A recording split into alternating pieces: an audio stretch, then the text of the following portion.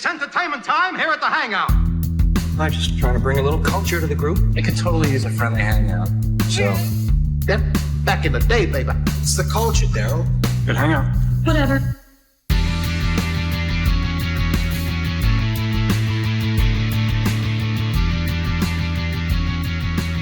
What's up, everyone? Welcome to the Hangout Culture Podcast. We're so happy you're spending some time with us today. I'm James. To my left, we have the distinguished drinker of dark ale, the Akron ABV Avenger, the dude that does not abide, Daisy Allendale, if you're nasty, my buzzing cousin, David Murrin. Yes, hello, welcome back. All right, to my right, we have the Toledo Torpedo, the tallest tree in Tennessee, the 2025 Podcast Producer of the Year, Tiny Tiramisu, Tom, the floor Tom Crane, everyone. Welcome back again. Yes. Shut up, Tom. All right, we're very excited because we have an awesome guest today, our second guest ever. He has been featured on the Today Show in Australia. He's done comedy across the country. He's super famous online for his Baby Trump and other impressions. Mm-hmm. Let's just get to him, guys. Noah Ryan, everyone. Hey. Thanks for having me, guys. This is cool. Thank you for taking the time and coming over here and hanging out. Yeah, of course. We're excited to get to talk to you and get to know you a little bit. For our audience, though, a little bit of context, if you haven't seen him, you can just Google Noah Ryan, and he's all over the place. Or we're going to play this hilarious clip that he made. Let's go. Yeah, maybe some audio on it would help. Tom, where's the... We got to start the whole thing over again. No, I'm not doing the intro again. Is there a mute? Oh, there it is. You pinch on the bottom. too early. P and Z. The P and Z got him. All right. Clean him up. They brought in a third monkey. They gotta clean him up before he can get on as a piggyback ride. You know, they're cleaning him so thoroughly. Look at that. They're going through like some of these weirdos are going through the Epstein file. A little too close. You know, that bird looks like a fake bird. That's not a real bird. That's fake news. Look at that beak. That's a fake bird. Oh my gosh, it's a real bird. That's creepy. What do we got now? This looks like Chris Christie at a ball pit in a McDonald's. So content, so fat. A monkey piggyback ride, and never mind. The one guy said, "Get the hell off my back." So that's one of your many impersonations, right? Yeah. Impressions, right? Impressions. And you're also a voice actor too, right? And you do things like that. Yeah. That's awesome. Yeah, I'm excited to learn like everything that you've done because I'm sure I just skimmed the surface with that intro. Yeah. And just because you said impersonations, there is a difference between impressions and impersonations. Right. A lot of people don't. Impersonations, you think of like Elvis, or you go to Vegas. Impersonator is like they are that person. Like they are like they embody that. They embody. They are trying to be that person, whether it's for a voiceover or for a movie or just out in the street. But like impression is like my take on someone, and so to a lot of people, one of my biggest hater comments is like, that sounds nothing like him. That's a terrible impression. But it's like, yeah, technically every impression can be terrible, and it's still an impression because it's my version. You can't tell me that my version of someone else is wrong, I guess. Yeah. It's like that creative freedom a little bit. Yeah. That's how you express it. Yeah, it's not, I mean, obviously, like, my goal is to sound as close as possible. But, sure. Yeah. Yeah, because you want the audience to get who you're trying to sound like. Oh, yeah. But Tom, if you could pull up a Baby Trump one in a second, because I think that's my favorite. That's a lot of people's favorites too. But you actually put on a wig, right? Because the wig's not like a filter, but the face is, right? Yeah. So I during COVID, when these come up, you'll see. But during COVID, I was doing these videos. That's how I started. I started during COVID, and during COVID, I was doing these videos. Where it was just Trump doing debriefs, and my sister would play like the off-camera person asking me questions. They were just like the White House, like the press secretary questions. So she would just be the press from wherever. And so we would do these videos, and we finished one video, and I still had the wig and the suit because I was like full suit, full wig at that point. Yeah. And we were afterwards. I had was waiting for it to finish uploading, and I opened Snapchat, and there was this there were a bunch of filters because of Snapchat, and I was just scrolling through the filters, and then I found one that was it de-ages your face to be like a baby, and there's a floating rattle, and I was like, oh, this is hilarious, and I just hit record, and I did this whole bit about Trump like stealing Legos from like Bernie Sanders or something. I think I saw that one. Yeah, it's like the original, the OG, and I posted that, and it went. Like it got like 100,000 views, which like for at that time for me was like that's huge. crazy. On what Like platform? that was on TikTok specifically. Okay. Yeah, and then I've been doing them ever since. There's probably, gosh, I don't know. There's probably well over 200 episodes of these little shorts. The Preschool Apprentice. Yeah, and it's Preschool Apprentice. yeah. So good. Welcome back to another episode of the Preschool Apprentice. Yeah, I love it because he can. The whole point of my comedy, but also these videos, is to just be stupid. Like, I don't want to take a political stance. I don't want to, like, I have my own personal, and I'll post about that, but like, as far as the videos go, it's all nonsense. Like, my version of Trump doesn't have a political agenda. It's just goofy craziness. And I will take, like, today, the new episode that I posted today, so that's probably the fastest to find if you didn't find one, but like the new episode I posted today, yeah, it's about the State of the Union. Let's Oh, give we this just a did watch. that, yeah. Oh, that's So- awesome. Yeah, let's watch this one. Oh, volume. Well, do we want to get the beers ready while we're watching this? Yeah, let's get the beers ready. Let's get that out of the way. Yes. And then we'll start back up there. Another Where did you edition find of the that wig? Preschool Apprentice. Okay. This Today, wig, okay, I so was I have a told story about that the wig I can do after if we Okay. want to do that. But Yeah, we have so much to talk about. yeah. All right. So you The wanna get State some of the beer? Union is good, Is this a okay? twist top, And or quite is it frankly, gotta- I have never heard of this state before, no, okay? we I've never heard of Union State, okay?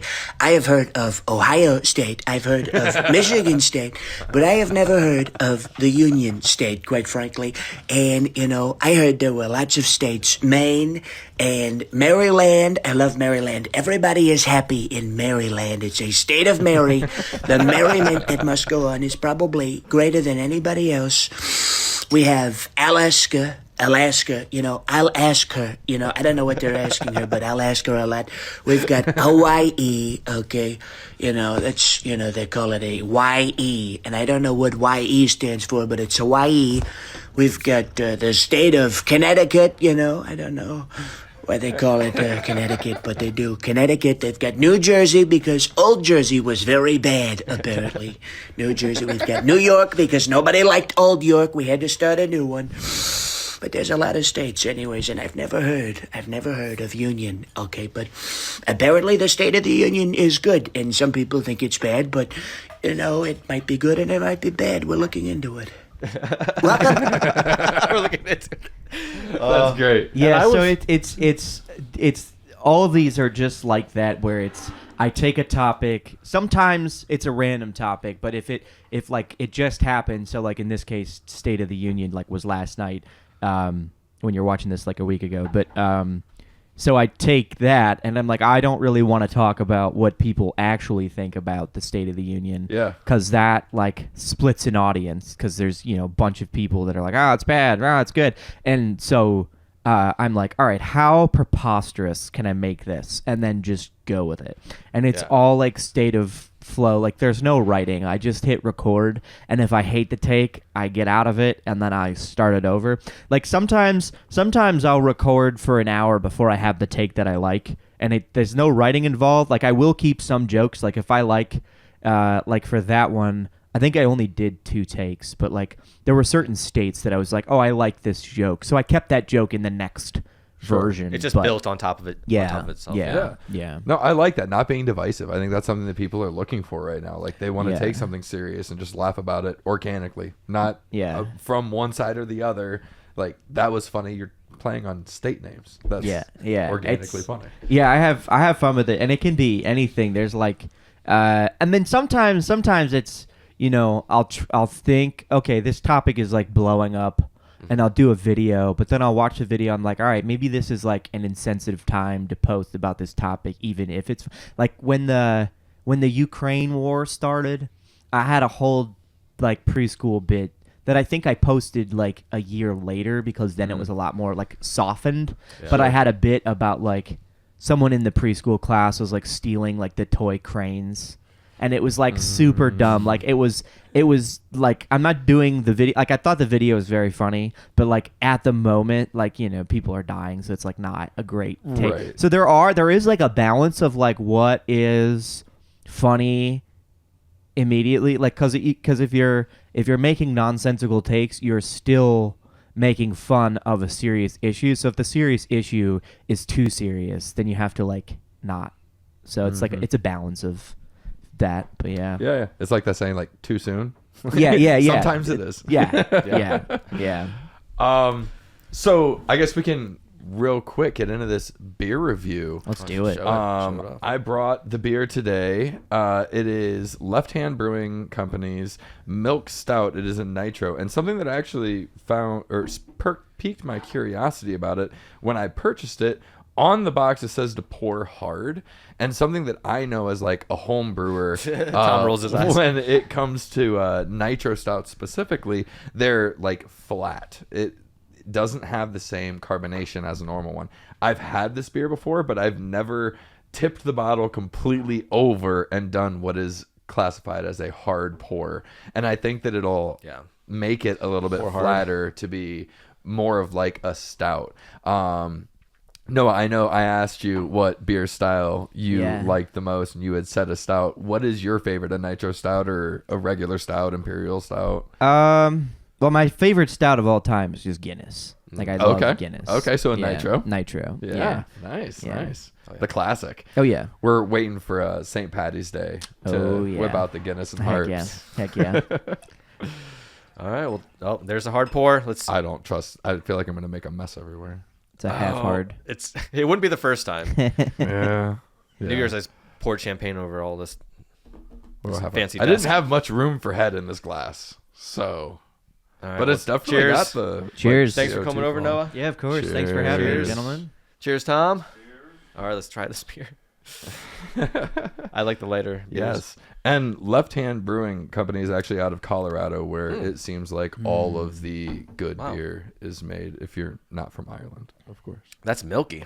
But yes, it is a It's milk like a chocolate milk. I was just in Ireland for my honeymoon last month. Nice. Congratulations. Yeah, congrats. Thank man. you. Thank you. That's very cool. So like the stouts there were all incredible. Yeah. I was just every single, because we didn't like cook at all. We didn't like we had Airbnbs, but we didn't like get food and make it. So like every dinner was at a pub, and every pub, I had to get a stout. So I got different. Of course. And my dad texted me after like every picture. He's like, "Are you just drinking stouts?" He's like, they have other beer." I'm like, "Yes, but like when the beer is this good, how do you change?" Yeah, like I did have an ale at one. I think I had a red ale at one point. Yeah, but, that's my favorite. But the stouts over there are so good. But this is real good. Do you remember your favorite one or the name of it, or was there something over there that you can't get here? That just blew your mind. Not off the top of my head. I Guinness tastes different compared to here. I think because their water is different, and Guinness is like 90% water, and so the quality of the water over there is a lot different, and so the flavor is more different. It tastes wildly different, and I wouldn't think that it would, but everyone's like, "Oh, Guinness tastes different." I was like, "All right, well," and I tried it, and I was like, "Whoa." Yeah, it's funny, like being a home brewer myself, like creating a water profile for specific beer styles is a thing. So like adding certain salt and calcium to water to mimic where it's actually like brewed originally is really cool. So yeah, no, that makes sense that the Guinness would taste different. It's all about the water. Isn't that why Kentucky's famous for bourbon? Is because their water. That is part of it. Limestone or whatever. Yeah. I believe that is. I've heard of that. I can't like recite on a it. tour. That's why you've never had a good beer from Flint, Michigan. Yeah. That's true. Too soon. Too soon? Oh, come on. Too soon, East Palestine. Dude, we couldn't even. Yeah. Oh my gosh. That's funny. So no, I think that this is actually pretty decent. Do we have some scores in mind from anyone? Are we going out of 10? What's the, Yeah, what's 1 the out of usual? 10. Okay. Decimals included, and we run an average between 5 and 7. I guess James's average is a 5. Tom and I's average is a 7. So do with that we will. Okay. I'd probably give it a strong 7. Nice. I like That's a solid score. it's very smooth. It doesn't have a weird like texture. I feel like some stouts, like the head to liquid ratio, like somehow messes up the smoothness, I feel like. Yeah. And it went down really nice, and then it has a good aftertaste. And it's I feel like with beer, for me personally, the kicker is like if the aftertaste is good, then my score is higher because there's some beers that's like this flavor off the top is so good, but then after it sits for a while in my mouth, it's like, oh, this is gross. No, I get that. Yeah. Yeah. No, that's pretty good. A solid 7 for this beer. Yeah. I guess I can go next. I am personally not like nitro stouts are not my favorite For thing. sure. My personal favorite stout is an imperial stout. I like the higher ABV, give me a little bit of carbonation in it, only need 1 or 2 kind of thing. This guy was a 6%, and not so much that played into this, but just the nitro for me, it falls slightly short of my average, so I'm gonna go 6.6 with this guy. Still tasty, definitely get the milk in it. It's smooth. I like the aftertaste. Just from my own personal bias, I would have preferred more carbonation in it. So 6.6 for me. I like it. Like what you were saying, Noah. It's smooth. Yeah. And I know exactly what you're talking about with the aftertaste when it can change, and like this is like consistent the whole way. Yeah. So it's like, I don't know, nice, milky and refreshing, if that makes sense. Like I don't ever drink milk stout, so it's like I'm always so surprised how much they taste like chocolate milk, you know? Yeah. So that's kind of what it reminds me of. It's good. I would probably give it a 6.2 just because I'm not a milk stout drinker. It would never be my first choice, but it's higher than a Bud Light. You know, it sits at like a 5.5. I would hope. Right. You got to be a bad beer to get lower than a Bud Light. It's tough. We all have different palates here, I think. Your luck is going to be the one beer that wants to sponsor you is the beer that you would. They're like, here's like a lifetime supply, and you're like, we cannot drink this. Right. I'll find a way. Yeah, that'd be the Steel Reserve from last week. Steel Reserve. That's the last time I'm ever drinking a 40. That's on a list of like Mount Rushmores of horrible beer. Yeah. Yes. Steel It Reserve was not is good. We can bad. test. That was my lowest rated beer. I gave it a 4. These guys gave like a 7 or something crazy like that. So my slight background. Yeah, like you give it a 7. I something. like the darker beer. So like for me, malt liquor isn't as bad as like a Bud Light. So I was like, with my score, this is higher than a Bud You Light. gave Steel Reserve a higher than Bud Light. I did. Steel Reserve. You said you had a low score. That was a low in my life when I tried Steel Reserve. Like fair. that was.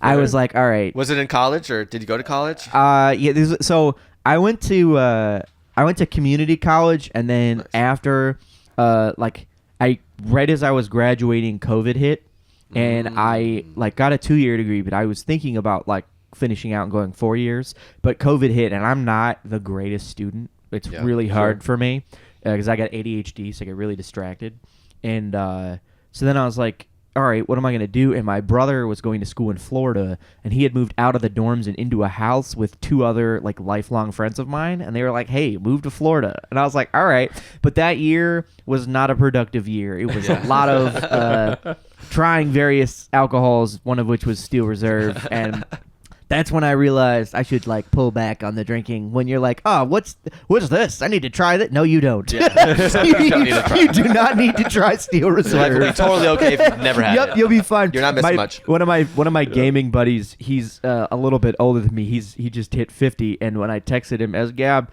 he's like, what beer'd you get? I was like, I got a Talla Steel Reserve. He was like, ooh. He was like, text me tomorrow and see how it's going. Well, when James pulled him out of the bag and he was like, "Oh, they're 8.1%." I had was no like, idea. Holy, my God! Yeah. For how cheap they are, you see it, and as a college kid, you're like, Oh, yeah. all right, cool. For sure. I get 8%. It's gonna be 1 can. I'm gonna be vibing with whatever movie.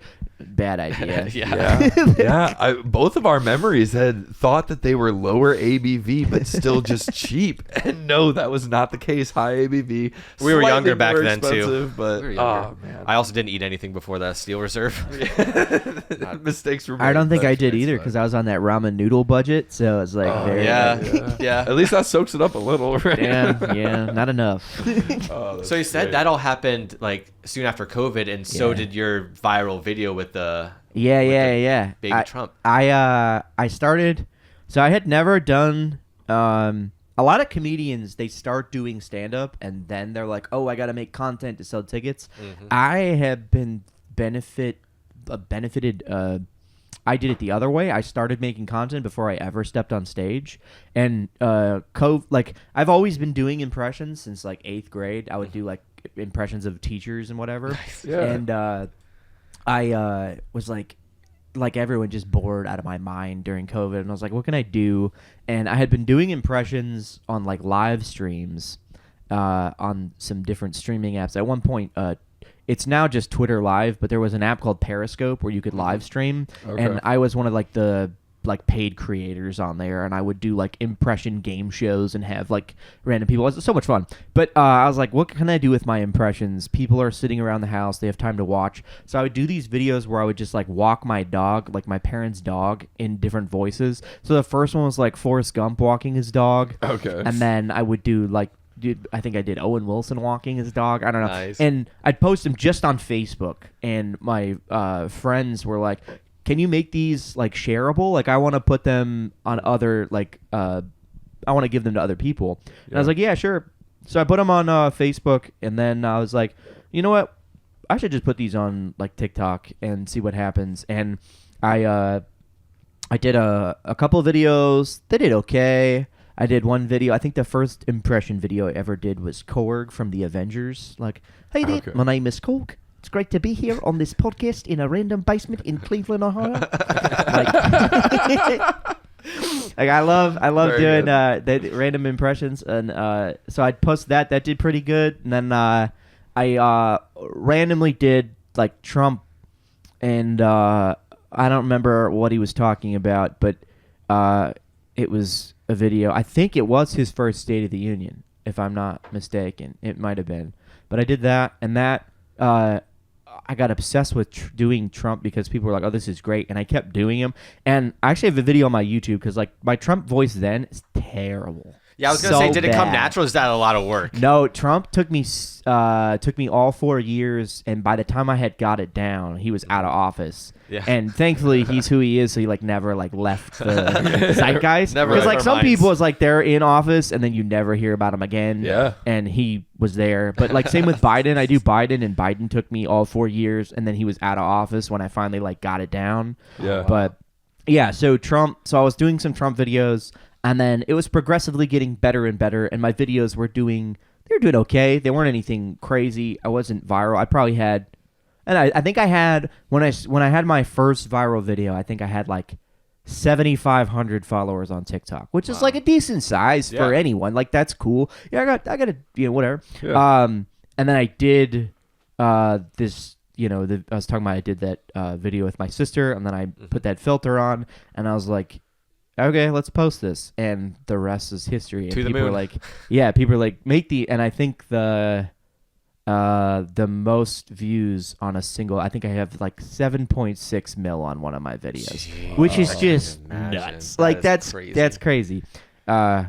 What is so- What is that feeling like? Like when you're watching, like you check it every 15 minutes and Oh it's my jumping gosh. thousands Yeah. and thousands of views. Yeah. Like, what does that actually feel? I know we hope to aspire to have a video do that. So I'm curious. I still don't get over it. Like it's a weird feeling, especially when you do the refresh. Like because I've had several videos go viral and my notifications are constantly rolling, I like mute everything. So like I don't ever, because like the first time I went viral, my phone battery drained within an hour. Well, it's the world's most controversial figure.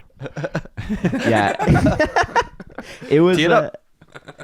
Go ahead. No, go ahead. Oh Sorry. yeah, it was nuts, and I was like, I cannot have these on anymore after one video, and that wasn't even the biggest video. Like the one that went crazy is on Instagram. It's I think I have 2 with 7 million views. I could be wrong, but I at least have the one, and like it's just absolutely nuts. Like you can't read all the comments. It's physically impossible to like keep scrolling. You can't see who liked it because there's too many likes to deal with it, and it's like it's humbling because you're like, wow, all these people are liking something you created. Yeah. And it's also like, it's the downside of it is that like you're trying to catch lightning in a bottle twice, and like I've done it, but like whatever the drugs in your brain that get released from seeing that kind of a thing, it's like a drug. You just keep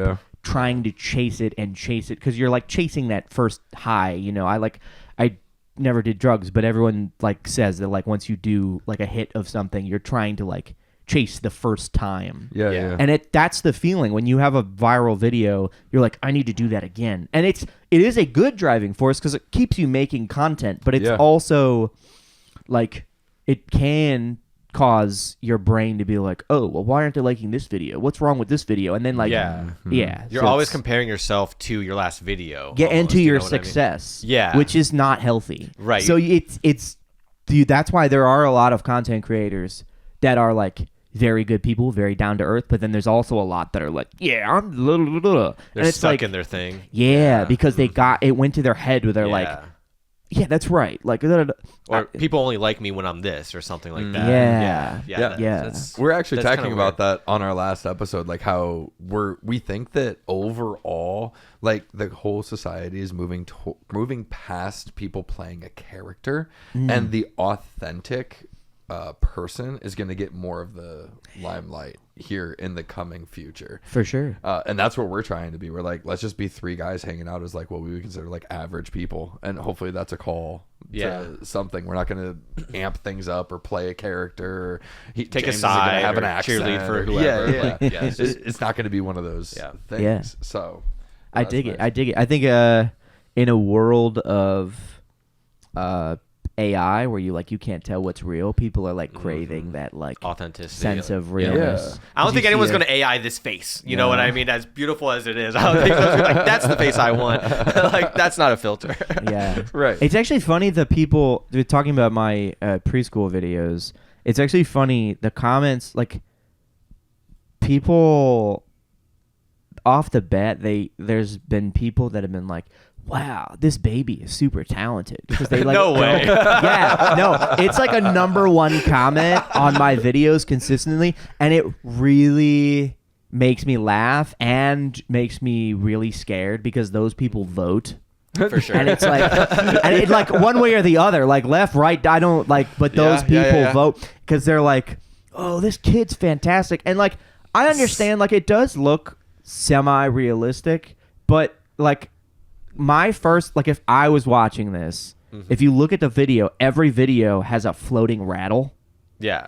And so as a person who didn't know what this video was, my first thought would not be, wow, that baby's talking. It'd be like, whoa, how did that baby get the rattle to float? Yeah. Sure. Like that's Yeah. and that's like the funniest thing to me. But that, yeah, people are craving that real connection, that real they want to know, like on my videos specifically for that because I use a filter on that, they're like, is this real? Is this AI? Like what's it like? Everyone wants that real. Yeah. Right. And I feel like I almost have to like walk that back a little bit, like not like playing characters like you do with impressions, Yeah. but like playing the character In your like, life, in your regular life. Yes, like Yeah. I'm always the same fake person constantly. So I didn't want to like say like doing impressions was a character. No, so no, no. It'd be really Well, exhausting clear if I that was up always slightly. Trump, though. Yeah, and that's kind of Yeah, my exactly. point. Yeah. Yeah, you do a lot of impressions, but like as you though, you know, like what's your favorite one to do? Oh man. I don't necessarily have it's not a cheesy answer, but it's an answer that might seem unreal to people because it's like a cop out. But like my favorite answer is like whatever makes people the happiest in that moment. So like if my Trump makes you laugh, if my Robert Downey Jr. makes you laugh, if my McConaughey, Peter Griffin, the Looney Tunes, whoever, like I do about 240 impressions, I think. My last count. So like whatever impression makes you laugh the most, that's my favorite because in that moment, I'm like, this is killing. I love this. So I don't necessarily have a favorite, although my first impression and probably one that I lean to if someone's like gun to your head though, is probably Jimmy Stewart. Okay. I love vintage movies, and well now we're Jimmy Stewart doing a podcast here. There are a lot of cameras here. I've never seen so many cameras. I did a lot of movies here. Yeah. So I love doing old stuff. Yeah. How much of your impersonation work goes into your stand-up? So when I first started, I said earlier, I think I had done videos first, and then I got onto stage. And I'll give you the backstory to how I got on stage for the first time, and then that kind of intro. Sorry, I I love it. place. Yeah, we love to learn. If I'm talking too much, be like, shut up. Never.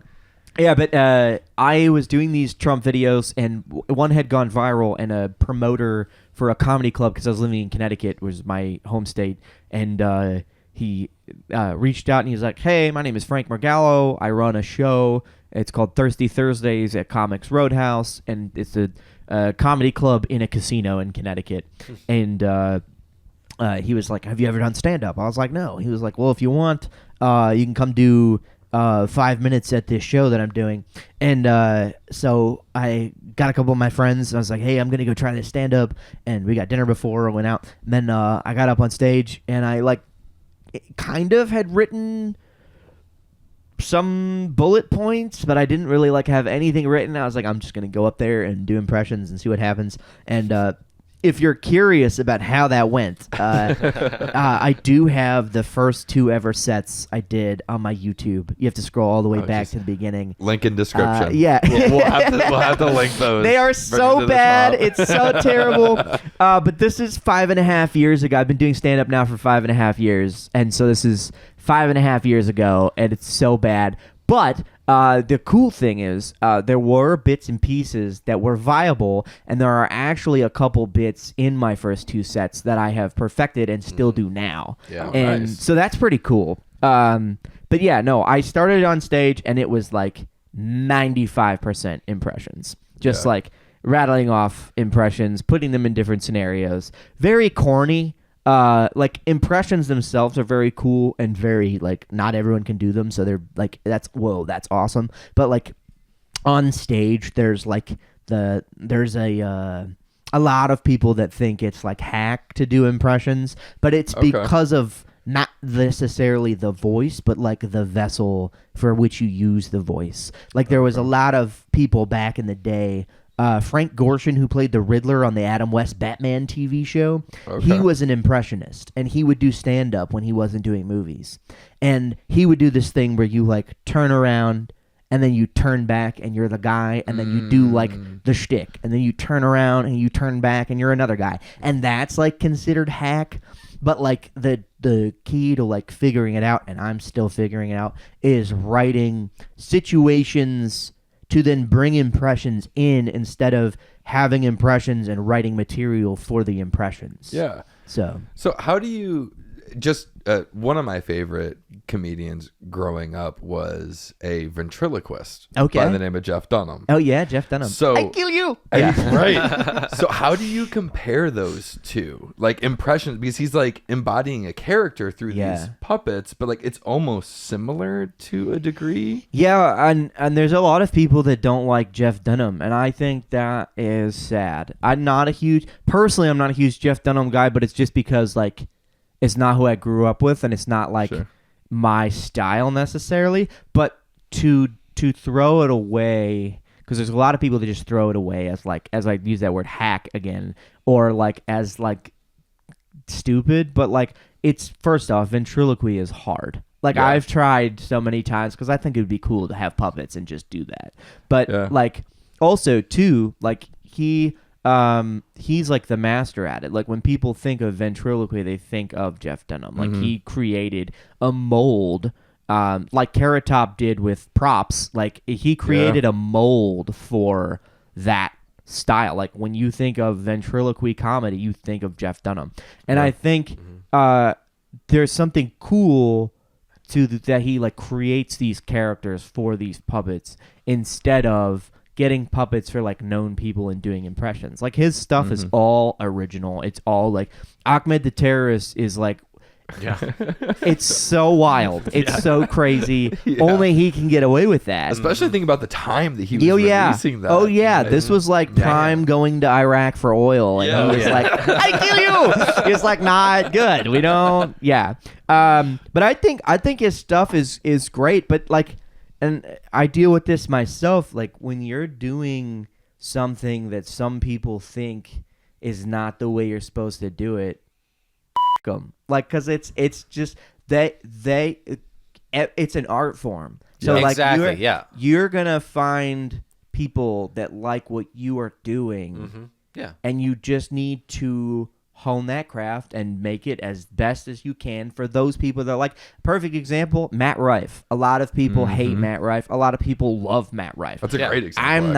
I'm not the biggest. I think it's hilarious. Oh yeah, for sure. I am not the biggest fan of the crowd work genre of comedy. I think it's but also because like I don't do crowd work right now. I'm still working on that skill. So like maybe 10 years down the road when I'm a veteran comic instead of a rookie / on my way up, like maybe then I'll be like, oh, I see the value in it and I see how cool this is. But like I don't do it, so I don't necessarily understand because my stuff is more just like I'm doing my performance and you're laughing.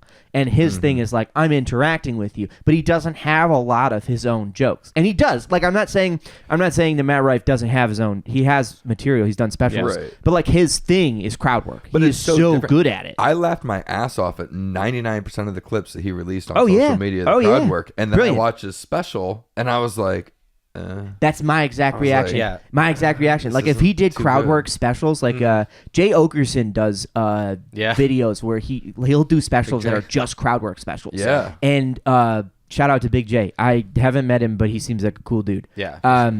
But like Rife is a perfect example of like that's not my art form, but I respect that people love that, and I respect that he's good at that. Yeah. And I think that's a lost in any art form. There is this thing of like, I don't like what you do, so I don't think you're good at it. And that's not, no. Like, I can not like what you do, but still appreciate it. Yeah, like I hate Shohei Ohtani. Same. Well, actually, he's amazing. He's great. But he's so good at what he does. Yeah, he's so good. I hate Steph Curry, but he is undeniably the greatest shooter of all time. Like there's that list of like, sports. Sports is sports, but I think it's also an art form in its own way. And there is that level of like, I can't do what you do, so I'm gonna hate it. Yeah. And I don't think there's. Yeah, you have to respect that more. You have to respect it more. Yeah. I want to get your opinion on Adam Ray. Okay, I love Adam. Being an impressionist, right? Like totally embodying the character. I want to get your opinion on like whether you liked him or not. I doing Joe Biden, his very own people that he makes up, his own characters. Oh yeah. Dr. Phil, like he just embodies the entire character. It's almost like his eyes, like when you look at him, like his soul and his eyes change, like when he's in that character, and it's just so wild to see this drastic change. And he sells it 100%, and he's just so funny. And he does crowd work as those characters a lot of the times, and he's great on the fly with improv and stuff. So like, I guess two questions, like, what are your thoughts on Adam Ray and everything like that? And also like, do you do a lot of improv, or is that something a skill you're trying to tighten? Adam is, so I'll answer the first one. Yeah. Adam is so good. Dude, like he's so so good. funny. I have not met him in person, but from appearances, he runs his whole social media himself. He doesn't have someone that posts for him. Wow. From what I can understand. And if you send him a DM, he will always respond. Like I've had friends, and sorry, Adam, you're about to get blown. Yeah. Sorry. Yeah. The 12 people. No, I'm kidding. The 12 people that watch this are gonna hit you up. Annoying? No, but he. I was shocked because I saw he was coming to Cleveland one time, and I like hit him up about like because he didn't have the Kill Tony episode yet, which like he was like doing well before that. Like a lot of people forget like the hard work that goes into becoming the viral sensation. Right. Like people, they're like, oh, he was an overnight. How did he get famous? It's like you didn't see the 20 years of work before that or the 10 year, whatever it is. Like a lot of people who have viral videos or viral moments have been working so hard for so long with just no success. And then poof, Adam was doing great. Like a lot of people are like, oh yeah, that Kill Tony. It's like Kill Tony only made him that much more of a legend. Like he was already doing well. Definitely made him do even better. Not saying that, but he's so good. But I DM'd him because he was coming to Cleveland, and this was before he got like uber famous. And I was like, hey, like I would love to like collaborate with you because we do very similar stuff. And it didn't end up happening, but he responded almost immediately, and he was like, dude, love your stuff, man. Like, really cool, really nice. Did not have to respond, A, and then B, did not have to be like nice to even entertain the idea. Right, yeah. It didn't end up happening, scheduling, whatever, but yeah. And then I think I've slid up a couple times and like messaged him about XYZ, and he's always responded. And we don't follow each other, so like I think I follow him now, but he doesn't follow me, so it's not like I pop up on the top. But he just like responds. he's checking it. Yeah. Yeah. And I've heard from other people who have a significantly less following than me. He's responded to them too. So he's so much about the fans. Like he loves the people that love him, and I think That's that is awesome. so cool. He seems like a genuinely nice guy. Dude, And he doesn't totally have to at this point. No, Like, he is no. at the Like, status he where is- he could just not give a He's reached a and- status where he can be an asshole, and he's Yeah. not. Like, and I think that's really cool. Like, obviously, I haven't hung out with him. I haven't met him in person, so like maybe appearances different in person. But from everyone that I've talked to, my buddy Elijah has opened for him. He said he was really cool, really nice. So that's cool. And then Elijah who? Sorry. Elijah Nevels. Okay, we want to have him on the pod too. Oh, totally have him. He's on. our next DM. Totally have He's him. our on. next DM. He's Shouts out Elijah. Yeah. Elijah is cool peoples. Love that guy. All right. One of the best comics in Cleveland. But yeah, what was the second question? I got Oh, so just like if long-winded. you're working on your improv, like Yeah. in Oh, terms yeah. of your impressions. So the flip side of what most comedy, I'm working on my writing because my Okay. improv is like It's hard to do both. it is hard to do both. Improv to me is a natural skill that I can hone to get better, but I Yeah. have that innately. Yeah. I've always been good at improv, and that's not to be like, oh, I'm the best at improv, but Yeah. like it's a skill that comes easier to me than writing, and so writing is much more what I'm focused on because I can improv my pants off. Nice. But when it comes to sitting down and writing a punchline, nope. I find like some of my best bits are like I'll be doing a show like Squire hosts all these shows across the city. There are a lot of open mics for comics, and I'll go and do new material all the time or try stuff, and he'll throw me up a premise, and then I'll just improv, and then that'll become a bit. Nice. And so that's I like comics are like right on stage. So sometimes I do, and a lot of it is helped by people that will just like, all right, what about this scenario with this impression, and then I just do it. I have I haven't clipped it up yet, but I did a show. I think he promoted it when he was on but it was like the Speakeasy show that we did. Yeah. I was on that show. Yeah. And Brothers. Brothers Lounge. Brothers Lounge. Yep. I think I couldn't Yep. think of it. Yeah. And there was such a good set, and I'm going to clip it up, but one of the things is I did it at Bill's show at High and Dry a couple weeks ago, but I was doing Trump if he had other jobs. And so Bill That's had... just a funny premise. Oh, yeah. I love that. Yeah. It's like you had Dirty a job- Jobs gone Yeah. wild kind of thing. Like, give me a job. Give me a job Trump would have. Well, I Dirty guess jobs with Trump. That's what I mean. Well, There we go. we are looking at these dirty holes. You know, these are so gross. These are nasty. You know, like Nancy Pelosi, so nasty. We gotta climb down in the hole. You know, this is so much. I've never worked this much in my life. You know, this is a lot, and they call it dirty. It's so filthy. You know. Yeah, but I would do something like that, and I'd crowd work where people shout out, and I'd just do that. And Bill gave me the coach of the Browns, and so I just did. I would just, well, you know, we got shadows and doers, and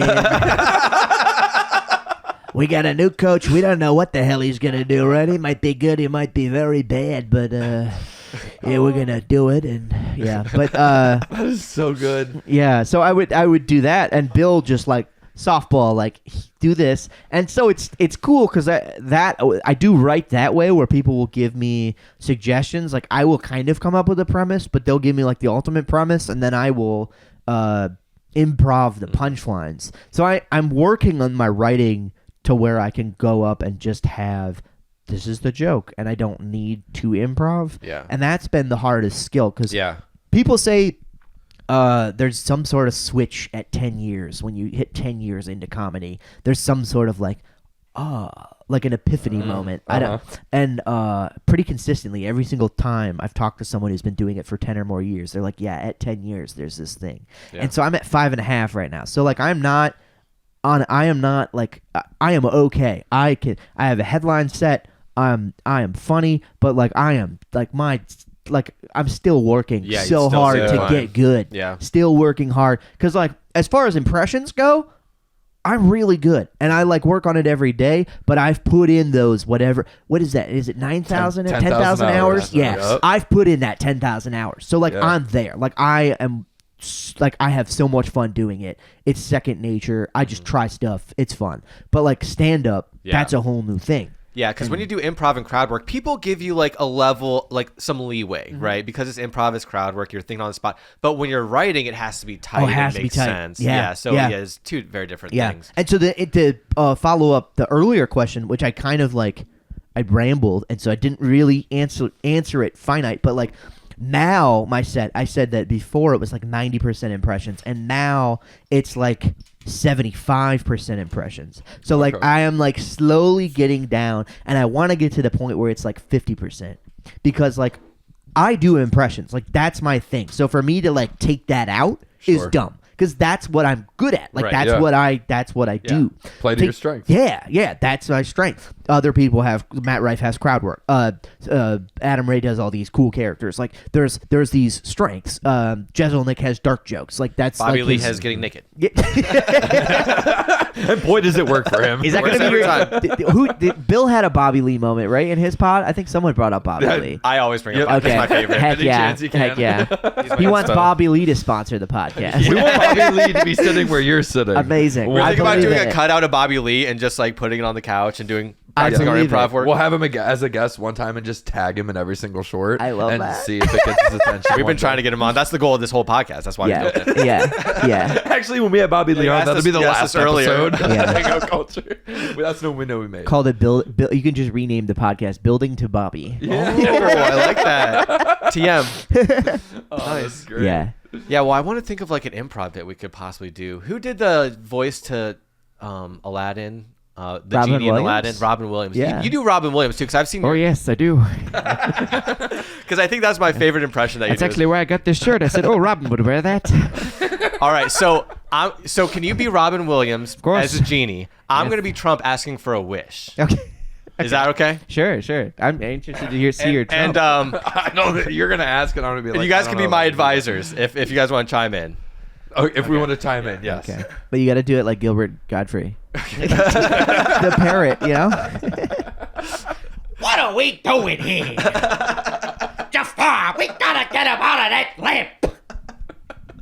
Oh, that was great too. I almost Take went. it. All right. Have to think of a wish. Have to think of a wish. All right. So Wait, hold on. Robin Williams Let me do the is intro. genie. Let me do the intro. Though. Okay. Yes. Let's do it. 10,000 years will give you such a creak in the neck. And who are you? I'm Donald J. Trump, the best Trump in the line, in the legacy. I don't think you're him.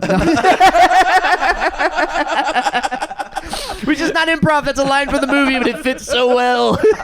That did fit well. I haven't seen Aladdin in a long time. Oh, I'm still Trump. Yeah. I haven't seen Aladdin. I can only do like 3 words at a time. Heck yeah. Oh man. All right. My wish is. Yes. What are your wishes? My name shows up a lot in the Epstein files. I want them erased. Can you do that? That's my wish.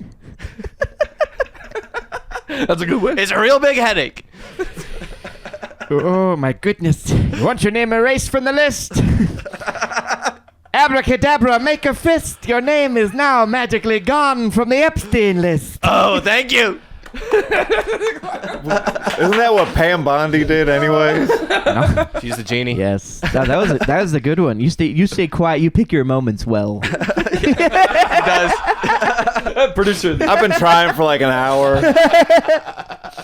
Tom, what? I know you got something brewing. I know Well, you got my some beer questions. score? Are we going to do that? Oh or- no, Tom, we left you way in the distance. no! Oh no, Tom, This come poor back. guy. Come back to the pod, Tom. Tom, what's your beer? And now we have Tom with a beer score. Tom, what's your beer? Well, it got derailed with the Steel Reserve Oh no, It did. because I gave that a 7, so I have to give this something better, so 7.1. You Your gave scores are Steel crazy. Reserve a 7? Why did we wait on this guy doing his review? What? Oh no! I'm a lightweight, and I had 3 sips, so it tasted a lot better than it really was. Well, yeah, You had that's a lot sour. of fun with that one. Oh man. All right, Tom, do you have any good like a time. question or anything? Because I know we've been asking our questions. Well, no, I was just going to bring up how, like, my 2 youngest kids, I've got a 5-year-old and a 9-year-old. Yeah. And, I mean, we went through your Instagram when you were talking about kind of being appealing to a mass audience. And, Yeah. they were just laughing. They know some of the voices. They know Robin Williams. They know Trump. And, they're like, to them, it was like they were watching a real-life Boss Baby. So it was the coolest thing because we just sat there and for, like, 40 minutes they were just Cookies are for scrolling. closers, That Yeah. or the like even the all I want is my 2 front teeth in the different versions because my youngest has 2 Yeah. missing teeth now, so that's one of my relatable things is I've enjoyed watching that thank with the you. kids. Yeah, no, I love my whole thing was I want to be a comic for everybody. Like Christian, Muslim, Hindu, gay, straight, black, white, doesn't like I just want everyone to enjoy what I put out. And sometimes I will put my own spin on something. I will talk about a serious issue. I do want to get to the point where I have the stage time and the writing ability to write about serious stuff. Like right now I don't, so I don't tackle that because I don't have the tools to do that. And to do that is just not there's a lot of people that try to tackle serious stuff too early, I think, in stand-up, and then it either comes off as preachy or like you're making light of a really not funny situation. Yeah. And there's a lot of issues that I would like to talk about. Like one of my favorite comics of all time, and I don't think that he gets he does, but he doesn't. He's one of the most famous comics in the world, and yet I think he's still underappreciated, and that is John Stewart. John yes. Stewart. Okay. John Yes. Stewart. That's Tom's John Stewart favorite. Nice. is the freaking man. That dude is so funny. I love him because he tells it like it is. If the left is being stupid, he's like, "Hey, this is stupid. You guys need to lighten up." If the right is being stupid, which sometimes a lot, but if the right is being stupid, he says, "Hey, this is stupid," and he has put in so many hours to be as far as political comedy goes, he is the top. He's the I would agree with that. Yeah, for sure. Mount Everest. He's the top. But and he's so intelligent yes. too. Well, Right. And Yeah. he's passionate, and he's Yes. driven, and he cares, Yes. and all of those things Yeah. combined with how smart he is in his comedy, it's so quick, and it's so kind of pointing out, kind of like you said, it doesn't matter who it is, the hypocrisy of it Yeah. all. That's one that he's appointment watching. I know that's one of my wife's favorite as well. So Yeah. I'm Like when he's got the notepad and he just starts scribbling on it real hard, and every once in a while you can see it. It's literally just a blank sheet with scribble on it. And that's Total part prop. of you can see the younger comic in him, the scribbling thing. That doesn't take. I can do that. That doesn't take. But to balance the scribbling out with precise commentary about what happens in Israel. Yes. Or precise commentary about the State of the Union, Yes. or literally anything political that happens that day. He is it, and I love that. I want to get to that level. I love politics. I'm very fascinated by them, and I love making people happy when things seem dreary, and so when a lot of issues come up, they're very sad, and I like making them happy. I like making them goofy, silly, so that people can, one, comprehend them, because sometimes you see something so ghastly that you're like, I don't even want to watch that. I don't even want to comprehend what just happened. Yeah. Maybe by me bringing light to a situation, you're like, oh, I can stomach your version. I can get the facts, but I'm also laughing. Yeah. I want to get to that point. I'm nowhere close to having the stage acumen to be doing that. Same with the writing. So I stick with what I know, which is goofy nonsense that's fun for everybody. And I like that because that builds me as a writer, but also just builds my audience of everybody. And I sometimes I do take a stand on things. When Bad Bunny did his halftime show, I loved Bad Bunny's halftime show. I thought it was awesome. It was so cool. And then I posted about it because Oh boy. Yeah, and I don't post. Yeah. Are you going back into Donald Trump there?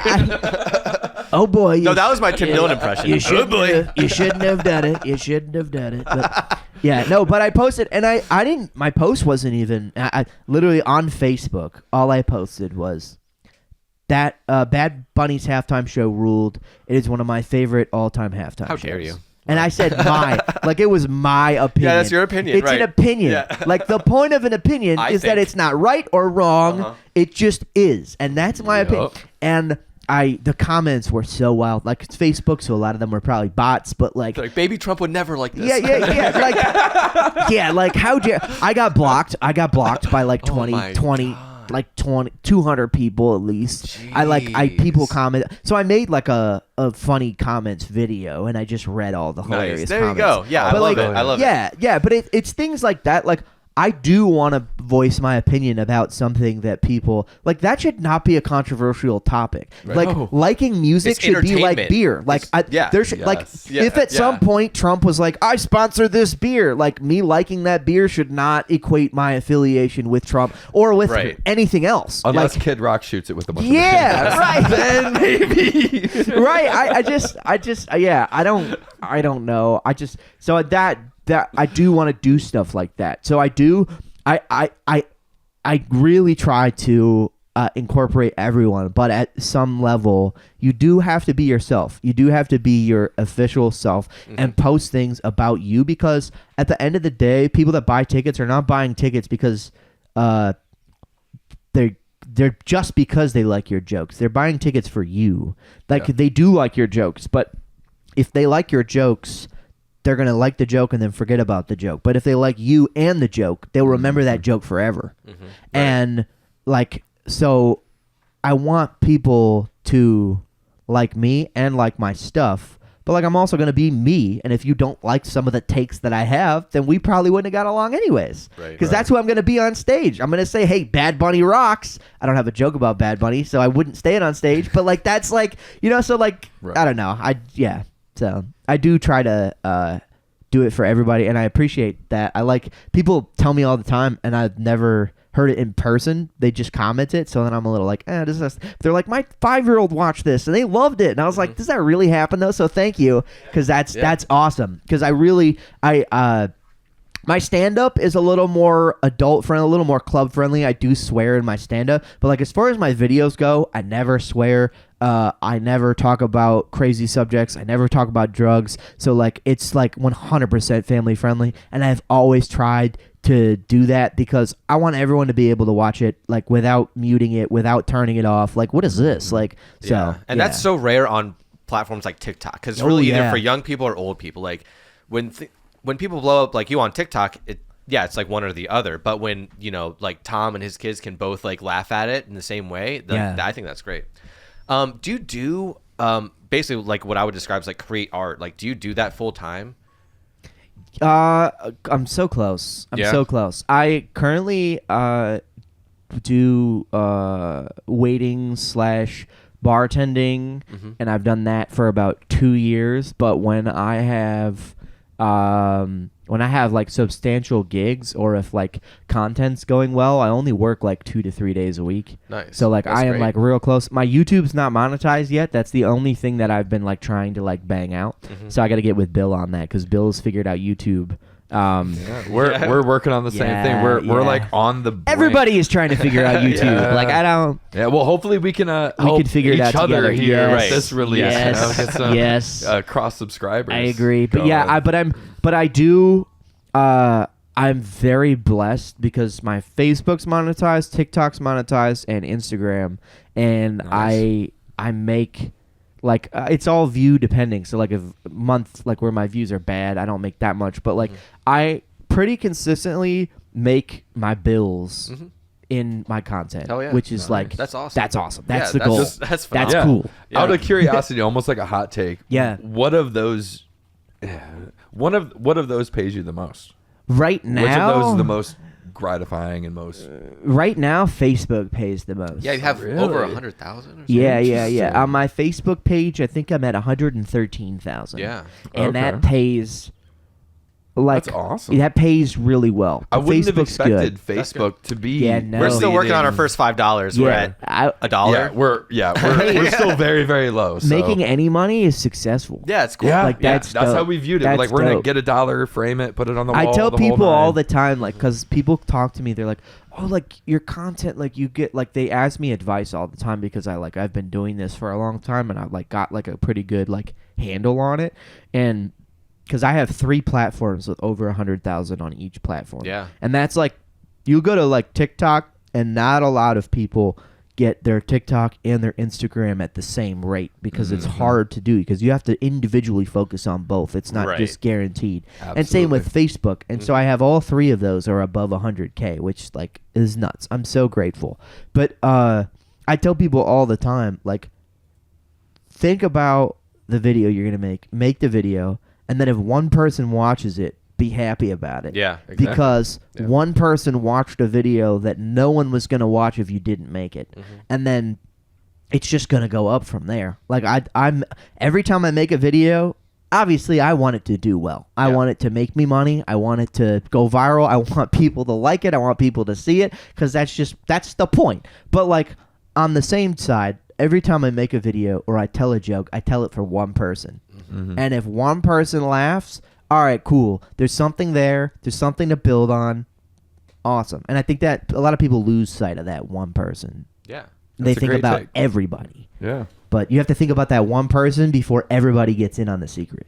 Yeah. Well, and I was watching a documentary with Rick Rubin, and he was kind of basically like, screw the audience. Like, don't worry about the audience when they're doing this. Do what makes you happy. And kind of like you said, like, if anybody's watching it, or, you know, they kind of put it in perspective where they're like, if 50 people came up and told you, hey, that was really funny, like, that would blow your mind. Yeah. But seeing like 50 likes or something really is no big deal to some people. So I know that while like running the Instagram or the other social media, seeing the numbers, it's kind of that like fun little thing where it's like, man, 100 views, that's 100 people that kind of thought we did was funny. And then sometimes they're a lot bigger, sometimes they're not, but it's pretty neat. And I think that doing it for yourself, something that you enjoy and you're proud of, ultimately with art is what's going to attract people. Oh, yeah. Yeah. And like podcasting is an art too, because I say that every time. Every episode's like an art piece. It's different. It's vastly different than the others, and I don't know. I really enjoy it. So I've always been creating, like you were saying, you hope like one person even like sees it. I remember being a kid and YouTube didn't exist. Sure. But we would do this thing called half-ass badass where like we're like in grade school at this point, and we would just like run up and like touch people's mail and run away, and the camera's like jogging like this, like oh my god. And one of them, there's like a fence, but like all that's in frame in the camera is the fence, and then I jump over the fence, the camera pans, and the fence is like gone, and I'm just like running around and we're just taking off. So like that was all stuff like no one would see that, but something in me just wants to create all the time, like no matter what, just create. We did James Bond movies as a kid, like in grade school, and like news broadcasts, and no one's gonna see this. Is on like that tape that you put inside of a bigger tape to play it. You know what I mean? The smaller tape inside the bigger tape. Yeah. And something in me just has to create all the time. So like whether or not this is monetized or whatever, like we're still gonna do this and create art. And I feel like you're the same way. Like, did you start at an early age? Because I said you did impressions of your teachers, like in 8th grade. Like, does it go back even further? Or were you always just creative like that? Going back all the way to preschool.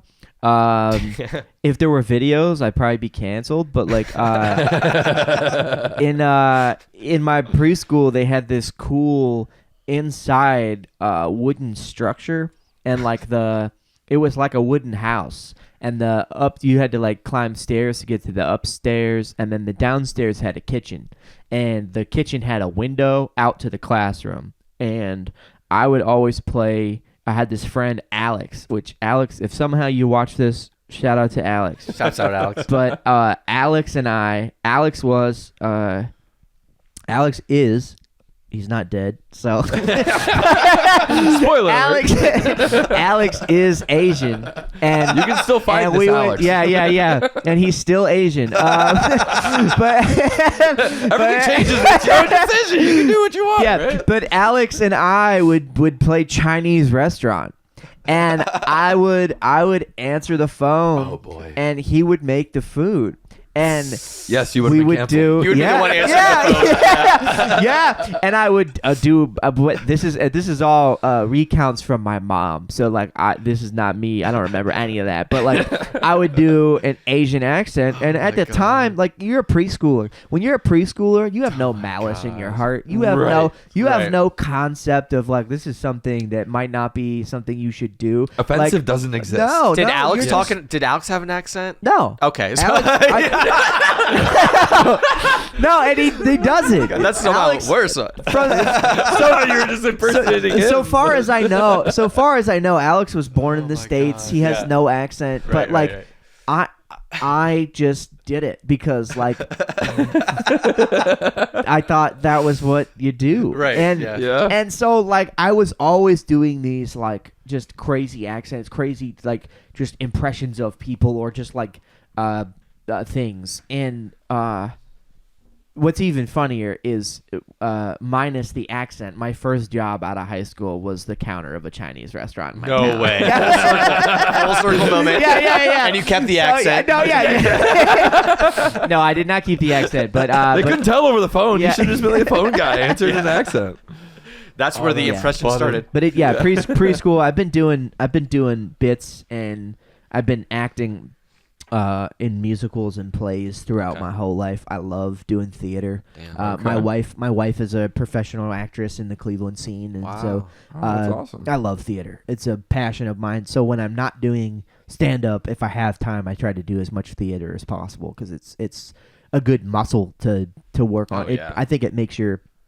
I tell everyone like stand up. Like if you're a stand up and you're just starting stand up and you think stand up, I need to live stand up. You have to live an actual life to do stand up because there's so many things you have to draw from. Right. Experiences you have to have, people you have to be friends with, people you have to break friendships with. Yeah. Like to have something funny. You can't just step on stage and talk about the stage. You Right. got to have life experience and like part of that is doing other things and having other crafts. Like, you know, I don't listen to him all the time, but Joe Rogan has like he's a pool player. He plays pool. He's like almost a professional. Like he also does martial arts. Like, and he's got his podcast. Like he has so many different facets. And if you look at some of the best, like Jay Leno, one of the best comics of all time, he is obsessed with cars. Oh, yeah. Loves Huge cars. car guy. Knows probably more about cars than he does about comedy. Has more cars than most people have ever seen. And so you look at these guys, they have these other things that they're obsessed with. And that is so important when you're making art, any kind of art, not just stand-up, to have other things that you're obsessed with because it helps build your art. Agreed. What are some of yours? I was actually going to ask, like, what are your Yeah, like hobbies? theater. Like, Yeah. what do you get into outside of so comedy? Theater, I love theater. I love cooking. I actually went Same. to culinary school at one Oh, point. seriously? And then I Okay. dropped out because of the egos in the kitchen. Yeah, I get that. My one of my professors, he reminded me a lot of Robert De Niro. And Okay. when Robert De Niro tells you that there's only one way to make an egg, it's just like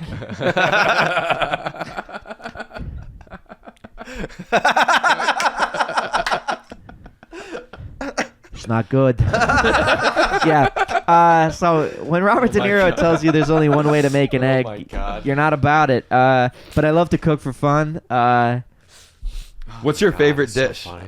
What's like if you were to serve one dish to someone To your show, wife for the rest of. your best dish, your Valentine's Day dish? Yeah. What is that? Or maybe an anniversary dish. Here's the thing though, because I would tailor my food for the person, because like what my best dish is not something she'd eat. Is she a picky eater? No, she just doesn't like seafood, and Okay. I would make a How do you shrimp. not like? I would make a shrimp scampi. Okay. So she's growing I on love seafood. seafood, When we so- got together, she hated seafood, and now she had salmon, liked salmon, loves sushi. Weirdly, Okay. Yeah. but like some cooked fit, like she doesn't like shrimp. Okay. So, but she's like growing. But like my aunt won't touch it. My aunt hates seafood. All things seafood, just there. Yeah. But yeah. But cooking, I love cooking. I started as a kid, I'd watch Iron Chef. Yes. But like the Japanese version. Ooh. Yeah. The original. With like live Iron Chef, Oh, familiar. Iron Chef America is cool, but Masahiro Morimoto was an original chef on Iron Chef Japan, and they brought him to the American version. They had Iron Chef Chen Kenichi. He was the Chinese chef. They had Iron Chef Iriyuka Sakao. I'm pretty sure he was the French chef. Then they had Iron Chef Mochibi. I think his name was Mochibi. I don't know. It started with an M, I think. No, Kobayashi Mochibi? I don't know. But there was an Iron Chef Italian. Like they had all these different. They were all Japanese, but they had individual specializations. So they had Iron Chef Japan, Iron Chef China, Iron Chef Mexico, Iron Chef Italia, and Iron Chef France, I think. They had like different countries, and then it was the same thing. And they had the chairman that would come in and do the whole like thing, and they actually built lore to connect the show. I don't think they're related, but the actors might be related. But the guy who plays the chairman in the American edition, canonically for the show, which is great because it's a cooking show, but canonically he is the nephew of the guy that was the original. So, like, I loved watching Iron Chef. I would watch that. I loved that. Do you watch Next Level Chef? I have watched that, Dude, yeah. that's me and my fiance's favorite. I like Dude, we Master love Chef, too. Master Chef Master is Chef cool. is a good. Anything Gordon Ramsay's on, we're watching. But yeah. Next Level Chef is just interesting.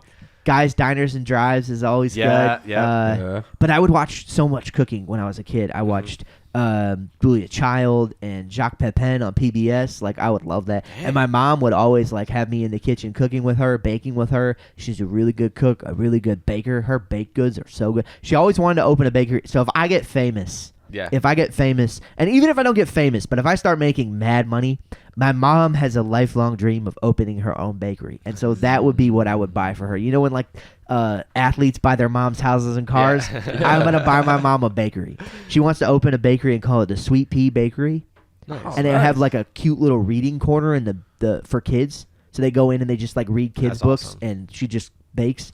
That's like her dream. Does So, she live like, in the that's area awesome. around here? You know, she's back in Connecticut. Okay. Yeah. Okay. I was like, that'd be cool if it opened Great. up in Fairview Yeah, Park. but Great hey, place. maybe I'll make her move here by like, hey, I got you a bakery. Sad news is it's in Cleveland. I got some good news and bad news.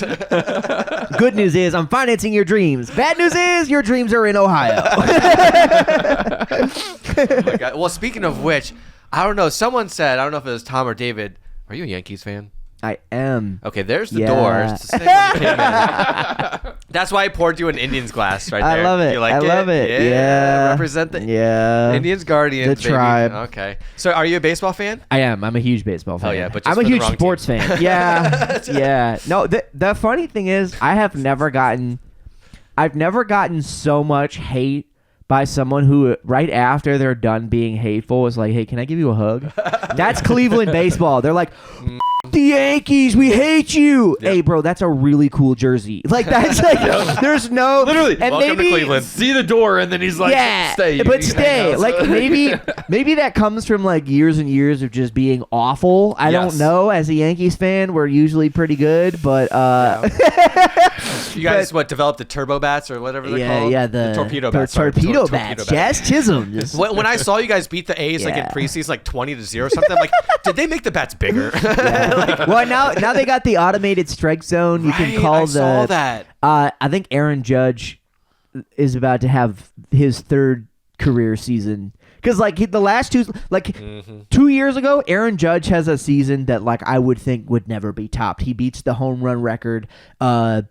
Then last year, absolutely goes off again, and you're like, how does this happen? And you're like, surely he can't go off for a third straight year. Right. However, this new ABS system is ridiculous because Yeah. you get 2 challenges if you're wrong. If you're right, you have an unlimited amount Right, of if you keep challenges. getting them right, it's if you get unlimited. them right, Yeah. you get them back. Right. And Aaron Judge, by statistics, has the worst strike call ratio of any hitter in the majors. Yeah, 'cause they're because gonna he's pitch so good. tall. He's Yeah. 6'8". Oh, yeah, he's that's- huge. That's true. And so his calls, the amount of strikes that if you go back and look at them, called strikes that are actual balls are astronomical. And he in this preseason has already been like, nope, that's a ball, and then yep, that's a ball. Yeah. Nope, that's a ball. I think he is about to have like as far as walks go too, like because he strikes out a decent amount, but he gets on like he's such a good hitter. He is like Ohtani's great. I think Aaron Judge, and this is non-biased. Like if I wasn't a Yankees fan, I would still be like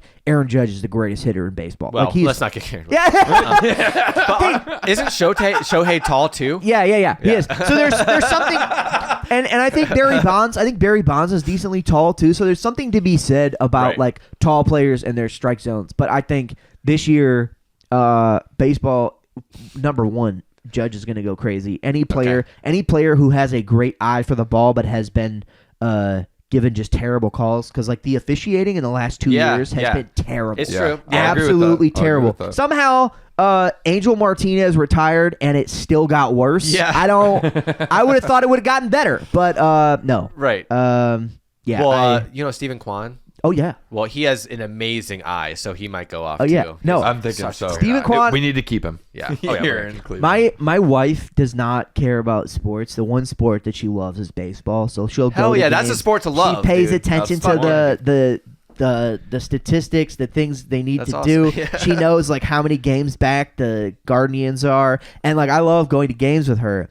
And every time we go to a game, Stephen Kwan has the game of all games. Like that dude He's is good. so good. That's my favorite. Like I like when they don't play the Yankees, I'll root for the Guardians because I'm in Cleveland. That's pretty Right. much for all Cleveland teams. If they don't play my teams, I'm all in. Okay. And I think Kwan, every time I'm there, is just so consistent. Yeah. So good. Like Jose Ramirez is good, but Kwan I think is the most consistent. Like For he sure. is That's the always thing, for on sure. base. He is Yup. always getting a hit, and there was like rumors that the Yankees were going to try to get him, and I was like, all on God. board. I was like, yes, Kwan would look yeah. great in the stripes. Oh yeah. Well, I told my brother who's decently into sports gambling. I was like, dude, just take Kwan for one hit. Bro, if you take every Kwan game. for one hit every game, You're you'll gonna probably win make good money. 70-80% of those. Yeah. Like he Yeah. was always good for it. Or even if you wanted to run the bet, like get on base once. Oh, a game. yeah. Like he's Oh, gonna yeah. walk or hit a single. Yeah. Minimum. Yeah. Every game. And I don't understand. I don't understand the hate for the Guardians as far as like the polls go, because like every big sportscaster or sports pundit has the Guardians in like fourth in their division. It's like they just Their division? That's wild. they just That's like crazy. had a miracle comeback season. Yeah.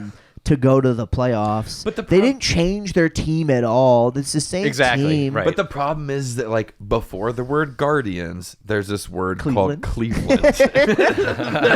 Yeah. Like always like Yeah. we're always either the comeback in like miracle season like last year, get into the playoffs, fizzle out. Or we'll get to the World Series and then get the most I would say arguably the most exciting World Series in modern history. It's the greatest World Series in my lifetime, and in my me lifetime, too. the Yankees have won like 4 times. Sure.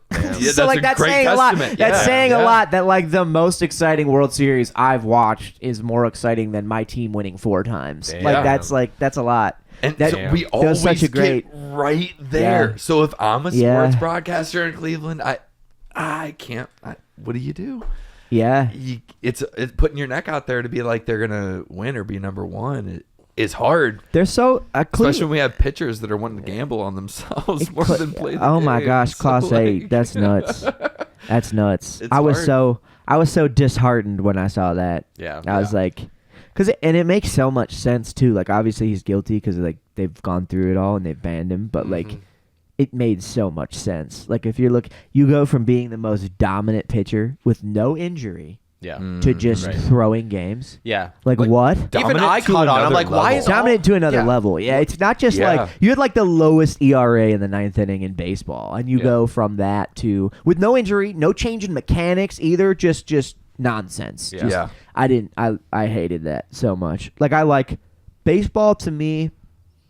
Like obviously you have years of like steroids, but like if people are on All the steroids, asterisks. but everyone's on steroids. Like I don't understand that argument to me. Like to me, like if everyone's on steroids, then it's a level playing field. So what are we talking about? Yeah. Why? Yeah. Like it's not like one guy. It's not like if it's not like in the 90s if they were like, yeah, Michael Jordan's on steroids, and you'd be like, oh, this makes a lot of sense now. But it's like every team had one guy that was on steroids. So if every team has that guy, what are we talking about? It's still an even playing field. And it's so funny too now, like it's become very okay for like testosterone replacement therapy, and like it's talked about commonly, and like that's something that would pop your Tobey Maguire, your Barry Bonds, like just being Tobey on, Maguire, Spider-Man not plays Tobey- baseball. Mark Maguire.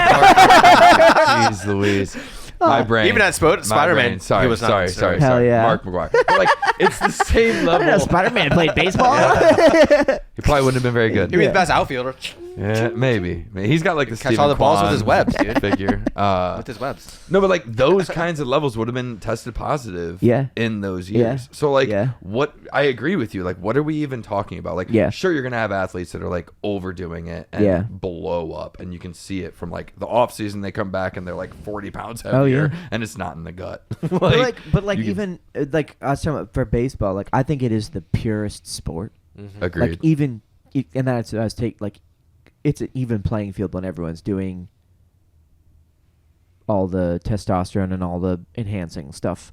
But like it's like one of like football, you know, it's there's something about a beauty of baseball. Like if you just watch, like just something about like a bat hitting a ball is just so satisfying. And there's a lot of people that don't like baseball, and I get it. It's sometimes it can be boring. Like my wife, even though she loves baseball, it'll be like a 1-1 game in the ninth, and she'll be like, this is boring. And I'll be like, what are you talking about? Like, See, this the is pitcher's awesome. duel is one It's of my 1-1. favorite. Yes, me too. Yeah. I'm like, these dudes have been out here. They've both only given up 1 run. They each have like 10 strikeouts. Right. This is Right. awesome. One's going into the 8th inning on his 111th Yeah. pitch. Like, Right, we like, gotta keep watching. What are we talking about? Yeah, it's She's not like, that the batters decide not to hit. Like, yeah.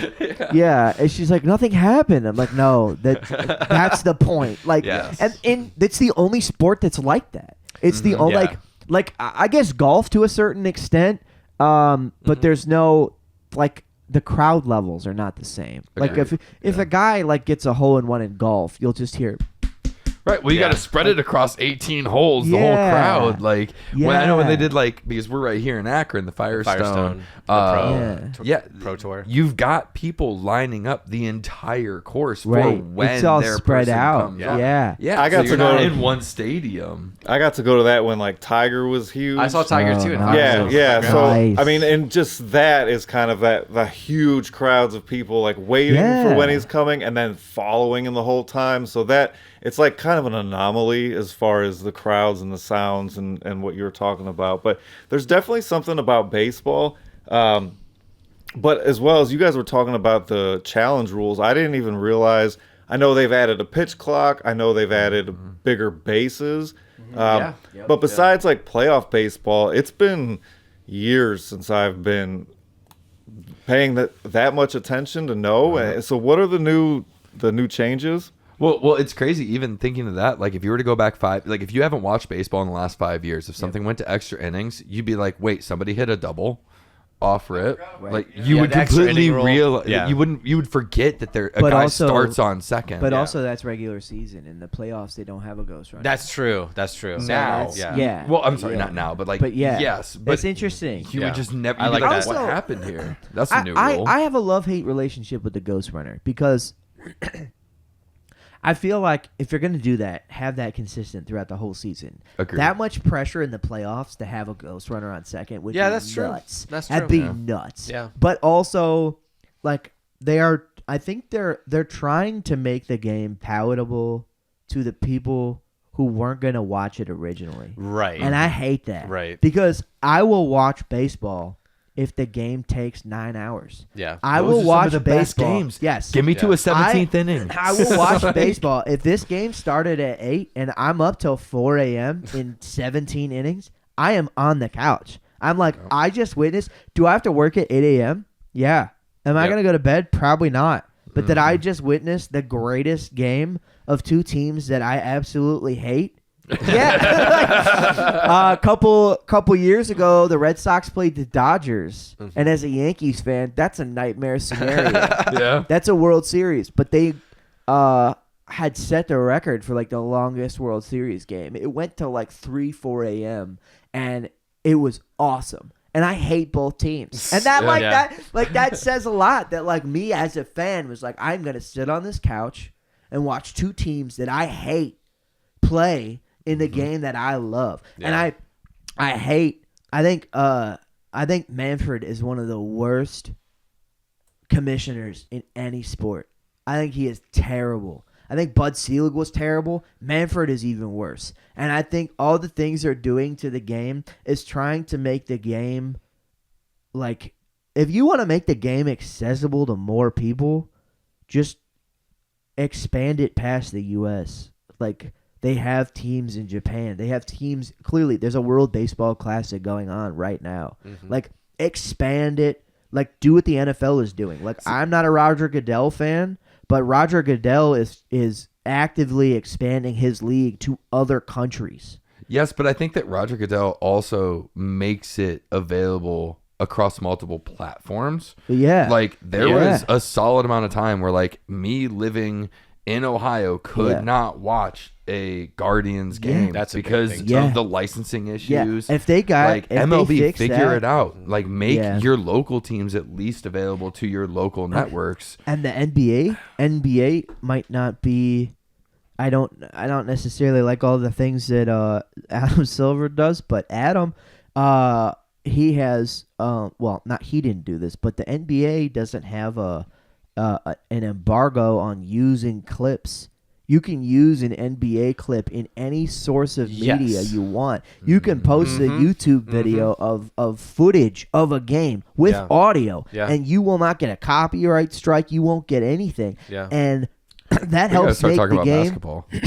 That helps make the game accessible to everyone in the world. Yeah. People watch all over the place. Now, I think there's things in the NBA could do more Roger Goodell style where they do more games overseas. They do more. They could broaden their scope. It also helps that some of the best players in the NBA are from other countries. Like Joker is like the greatest player in the league.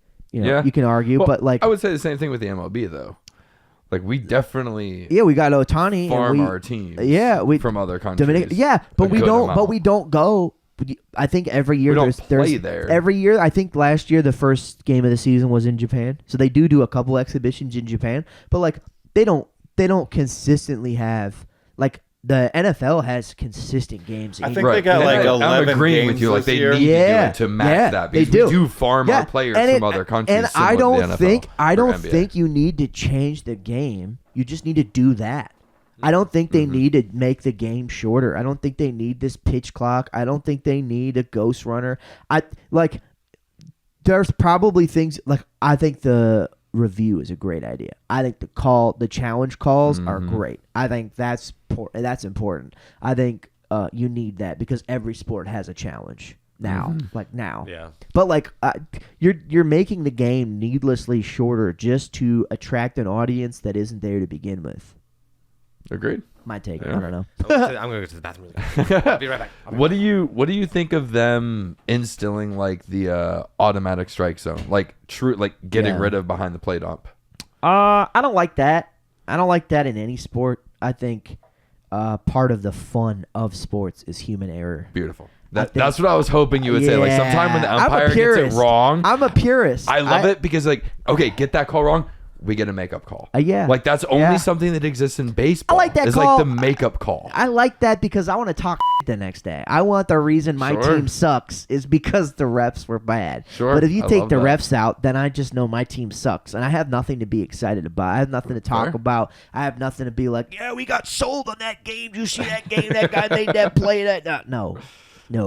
Yeah. I'm all for that. Oh yeah. For sure. I love it. Tom, are you ready for another beer? Nope. Do you need anything over there?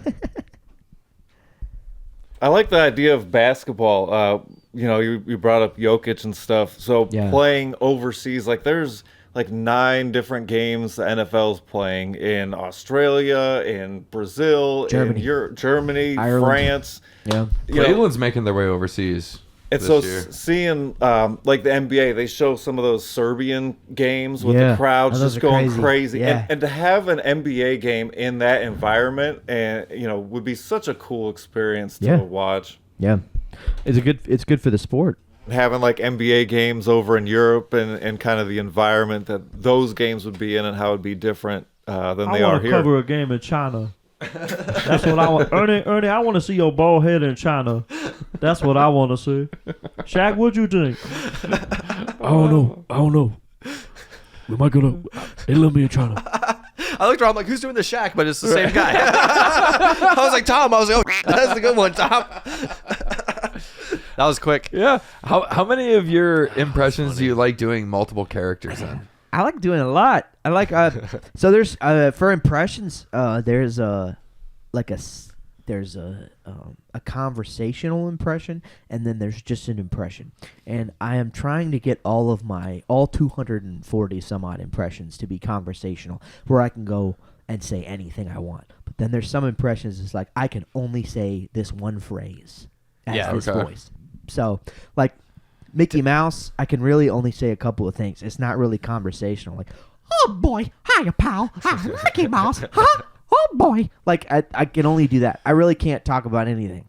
But like, there's other impressions that I'm like fluent in. So Can you do like impression inception, like Robin Williams doing a Trump impression or something like that? Like, do you have an impression inside of an impression? I can try. I know that's difficult. I know that's yeah. very No, hard. I don't know if I have any known ones, but I can try. Yes, Robin Williams. We're doing Trump. We're doing it so well. We know we're doing. I don't know. I can't like. It's tough. Yeah, no, it's tough. It is I was tough. gonna say like because voice actors like they usually have a voice or whatever, but then when they're doing their voice acting and their voice actor is doing an impression of someone else. Yeah. It's like they have to go that much deeper into into that. You know? It is hard. It is hard to do an impression of an impression. Yeah. Or an impression in an impression. Yeah. Yeah. I've worked on it a couple times, but like at this, I think a lot of times it's hard too, and that's a lot of impressionists to find an impression. Sometimes you base your impression off of another impression because it's easier than basing it off the actual article. Mm-hmm. So like my George Bush is Frank Caliendo's George Bush. Okay. So like I don't do my impression of George Bush. I do Frank Caliendo's George Bush, which is why I don't do George Bush a lot. But like my Trump is uniquely my Trump. Like no, I don't do anyone else's Trump. I do my own Trump. Well, you have the cadence and everything down, like. Yeah, we got a cadence. We got a hell of a cadence, right? And now I don't know why, but he breathes. He's such an old guy. He breathes a lot. He takes a long pause in between any subject. He thinks about it and breathes. I think one of these days he's probably just gonna talk and. Stop talking. His last words. I was like, what are Trump's last words? Yeah. His last words were probably tariffs or something like that. That's so funny. Well, you mentioned Frank Caliendo a few times, and he's kind of like became so popular and kind of like one of the more well-known, I would say. He's a godfather of the medium for sure. Yeah, I mean, he had his show. He kind of like even doing Fox like Football Sundays, I think it was going on, and it was just kind of, hey, do this. His Gruden, he became super famous for that. So was he any inspiration at all?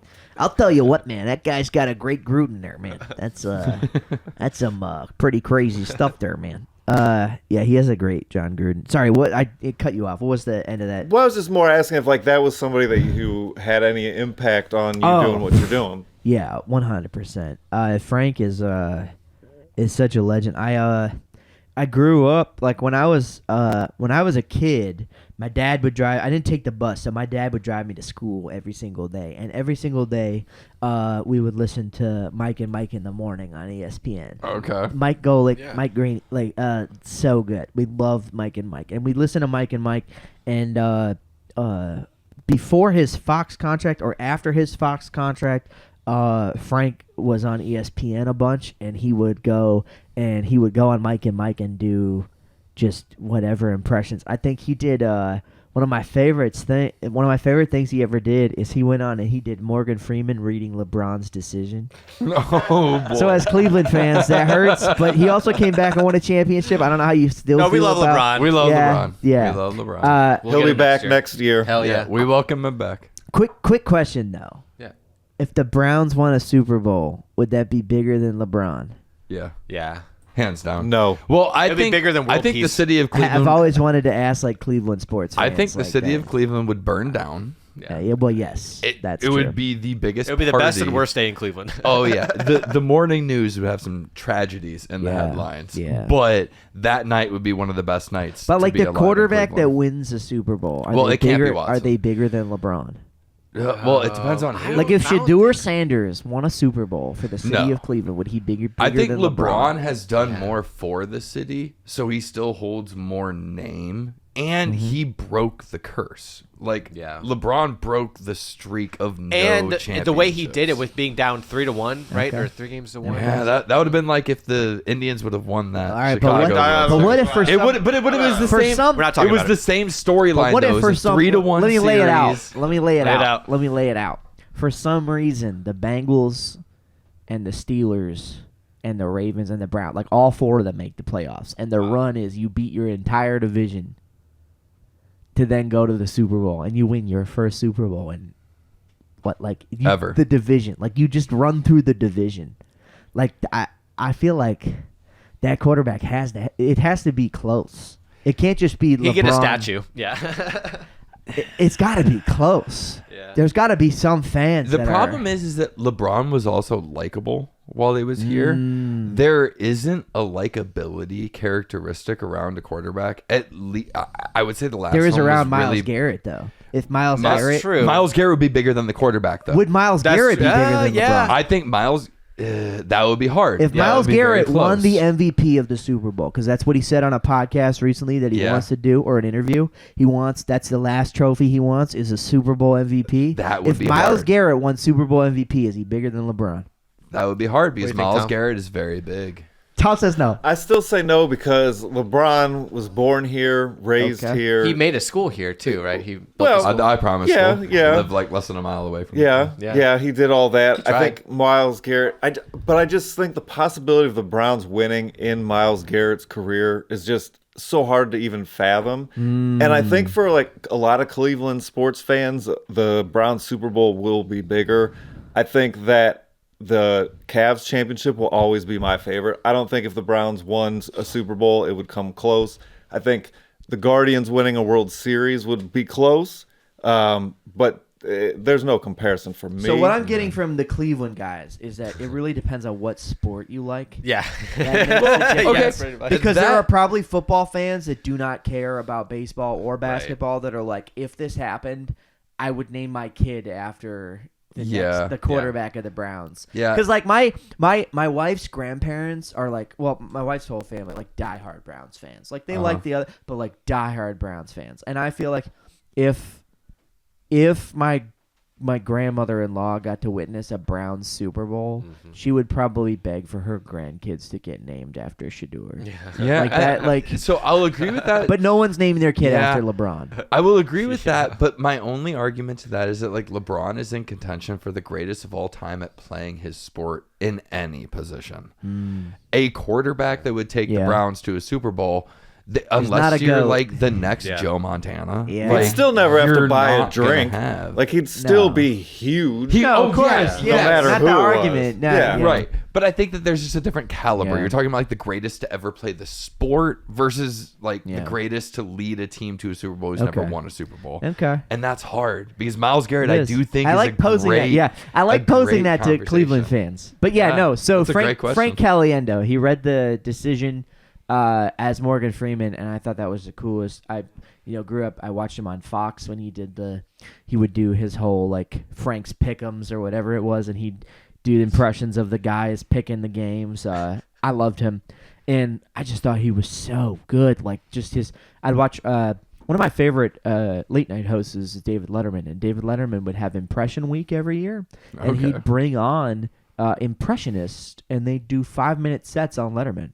And if you go on YouTube, some of them are really good. Kevin Pollak's on there.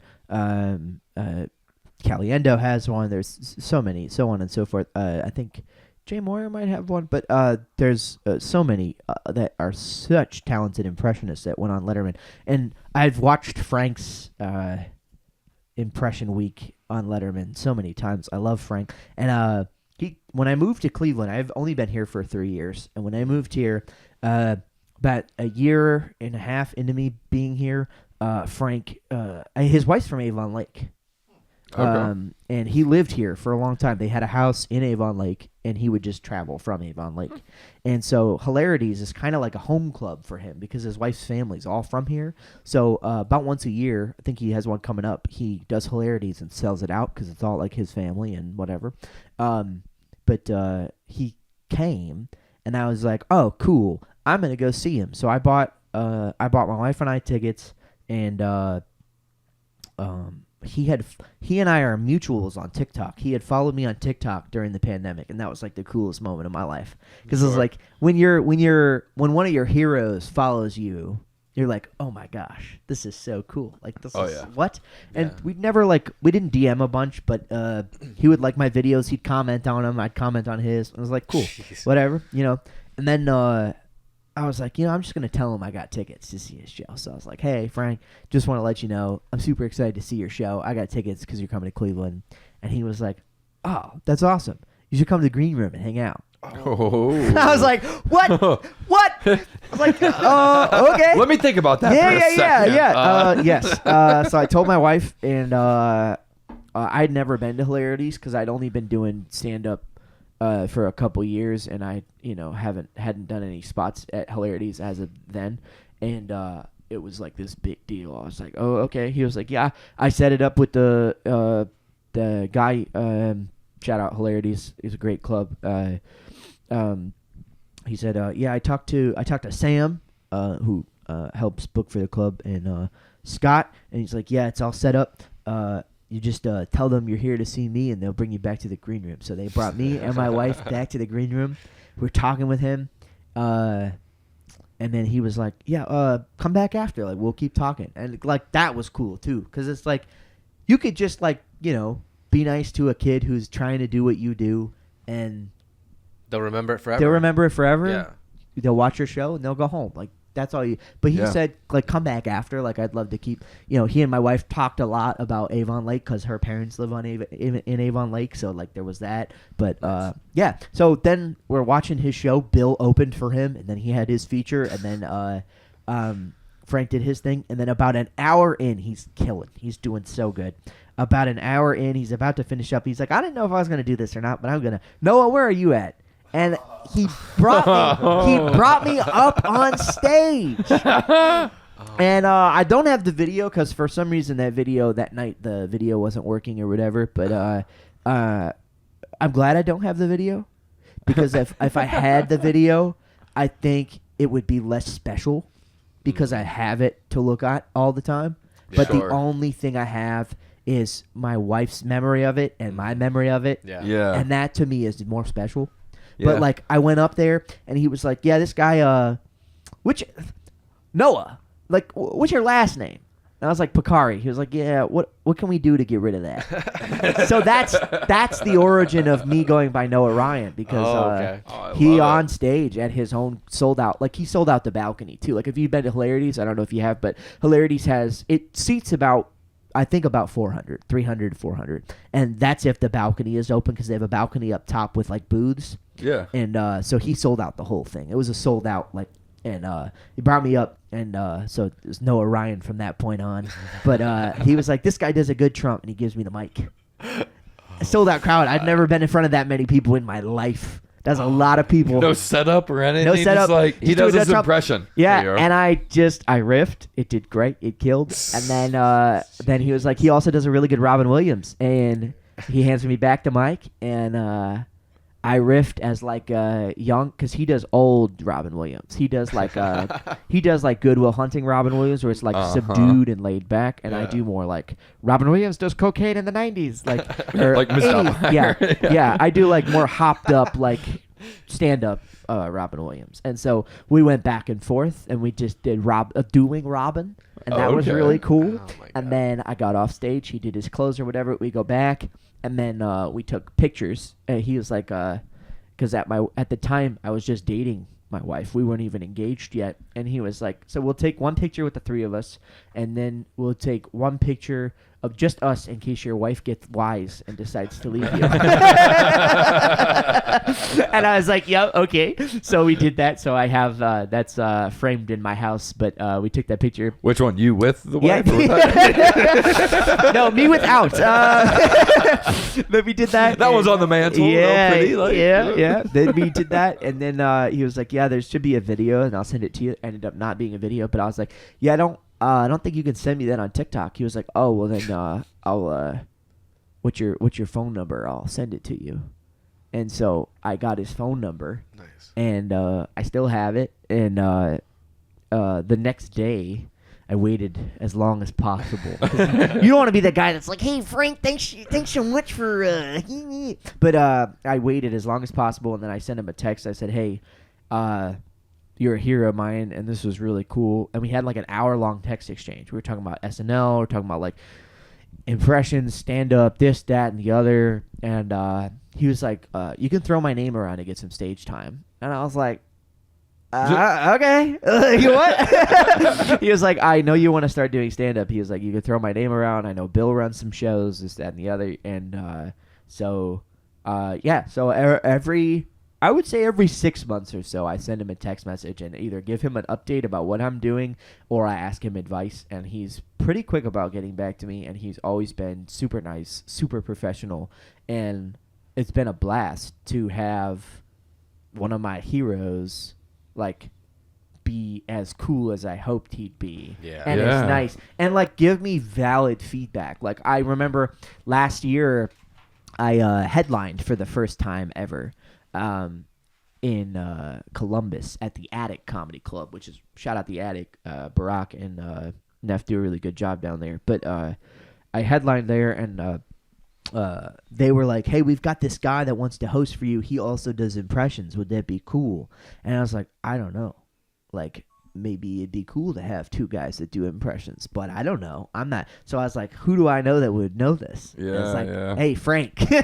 Like, he was like, "No, never do that." Oh. He was like, "What you do is magic, and you would never want to have the magic spoiled before you go up on stage and do that." He was like, "You never want to have an impressionist open for." That's a no. He's like, "'Cause like what you do is like a magic trick, and if the magic is spoiled by the time you get up there, no one's gonna want to listen to you headline for 45 minutes and do exactly what they That's just good listened advice, to." yeah. And I was like, "That makes total sense." I don't know why I didn't think about that immediately. So That's some honest feedback. Yeah. So that same kid, great guy. He ended up opening for me. He just didn't do impressions, but so I little things like that where I'll like reach out and be like, "Hey, so I have this joke that it's not really working, like whatever." But he like gives me feedback, like really, really nice dude. And of course, like whenever you have someone's phone number that you're like, "What?" Like, or even Instagrams. Like I have Cindy Crawford follows me on Instagram. That's a flex for the boys. I had no idea who you were gonna say when you were. Yeah, what a random It's a flex for the boys. I love it. Cindy Crawford, yeah. And so it's interesting to have people follow you that you've been like looking up to or looking at your whole life, and you have to balance like how much is that weird guy that's like messaging way too much versus like what is okay to be like, "Hey, let me reach out because I have something to actually ask you or actually offer you." Yeah. So that's been fun. Yeah. Like Cindy Crawford, she followed me randomly, and I was like, "What the hell? Like what?" Cindy Crawford, like she's like, you know, notoriously one of the prettiest women on the planet for like ever, and she's, you know, probably in her 50s, 60s now. She's like gorgeous, and slid up, and I was like, slid up. yeah, slid up, slid up, Cindy Crawford, yeah. But I was like, hey, like, I don't even know what to say. I was like, I don't even remember what my intro was, but I was just like, you're a legend. Thank you so much for the follow. Like, this is great. And she was like, Noah, I love your stuff. You make me laugh. She was like, something, just super cordial, super nice. And I was like, thank you. And then this was a couple years ago. And then that year, but at Christmas time, so this was probably like 6th or 7th months after I texted her initially, I messaged her and I was like, Merry Christmas. Like, I hope, like, because I like to slide DMs on Christmas because then it's respectable. It's like, all right, he's not being weird. It's like, I'll just like, he's just saying Merry Christmas. So I like saying Merry Christmas to you and your family. And she was like, oh, thank you so much. Merry Christmas to you too. By the way, I showed your video to Matthew. She's talking about McConaughey. Oh my God. Yeah. He's next on the pod. right. Actually, you know, you could just have me on, and I'll just be Matthew the whole thing. Yeah. We'll do some AI stuff. Yeah. We're here with the guys. We're doing a all right. Oh, it's so good. Yeah, but Tom gives a thumbs up. So she was like, I showed Matthew your video of him, and he loved it. She's like, he loved the ramblings and the authenticity of the voice, and I was like, what? Did she call him Matthew or Matt? Yeah, Matthew. To get reviewed secondhand by Matthew McConaughey. That statement is just so wild. On the one hand, for me to have an engagement with Cindy Crawford, and then for her to be like, hey, the celebrity that you do an impression of, I showed him your video. Like, what? Yeah. Like, that's just real cool. Like, So- Cindy Crawford was thinking about you. Yes, And then that's saw what I'm Matthew saying. McConaughey and was like, That's I'm what- still thinking about Yes. you. Yes. And so just so cool to have some of those interactions that, like, of people just being cool. Like, they're not weirdos. They're just like nice people. They're not assholes. Right. Well, I think that's so cool that like you have stories like that, because I feel like the majority of people like dream about that moment of like their idol or hero responds back to them or follows back. Yeah. But it's also like you almost expect them to be assholes. Oh yeah. Like you almost expect like, oh, a follow back, that's all it's gonna be, and then I'll send the DM and they'll think I'm crazy, or it'll go unread for That's how I months. thought. That's how I thought when Will I Am follows me too from like the Black Eyed Peas. Wow. Yeah, and when he first followed me, I slid up. I was like, I had no clue what do you say to Will I Am? I was like, How about Fergie doing that national anthem? Yeah. I said, Will I Am not. But no, but he was cool too. But yeah, it's interesting. And then it's like you also weigh like, okay, cool.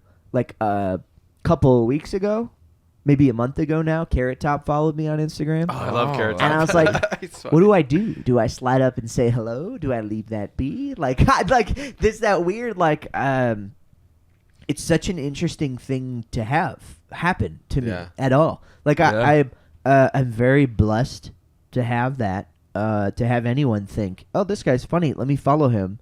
To have anyone just regular or just a normal person that I don't know follow me is really cool.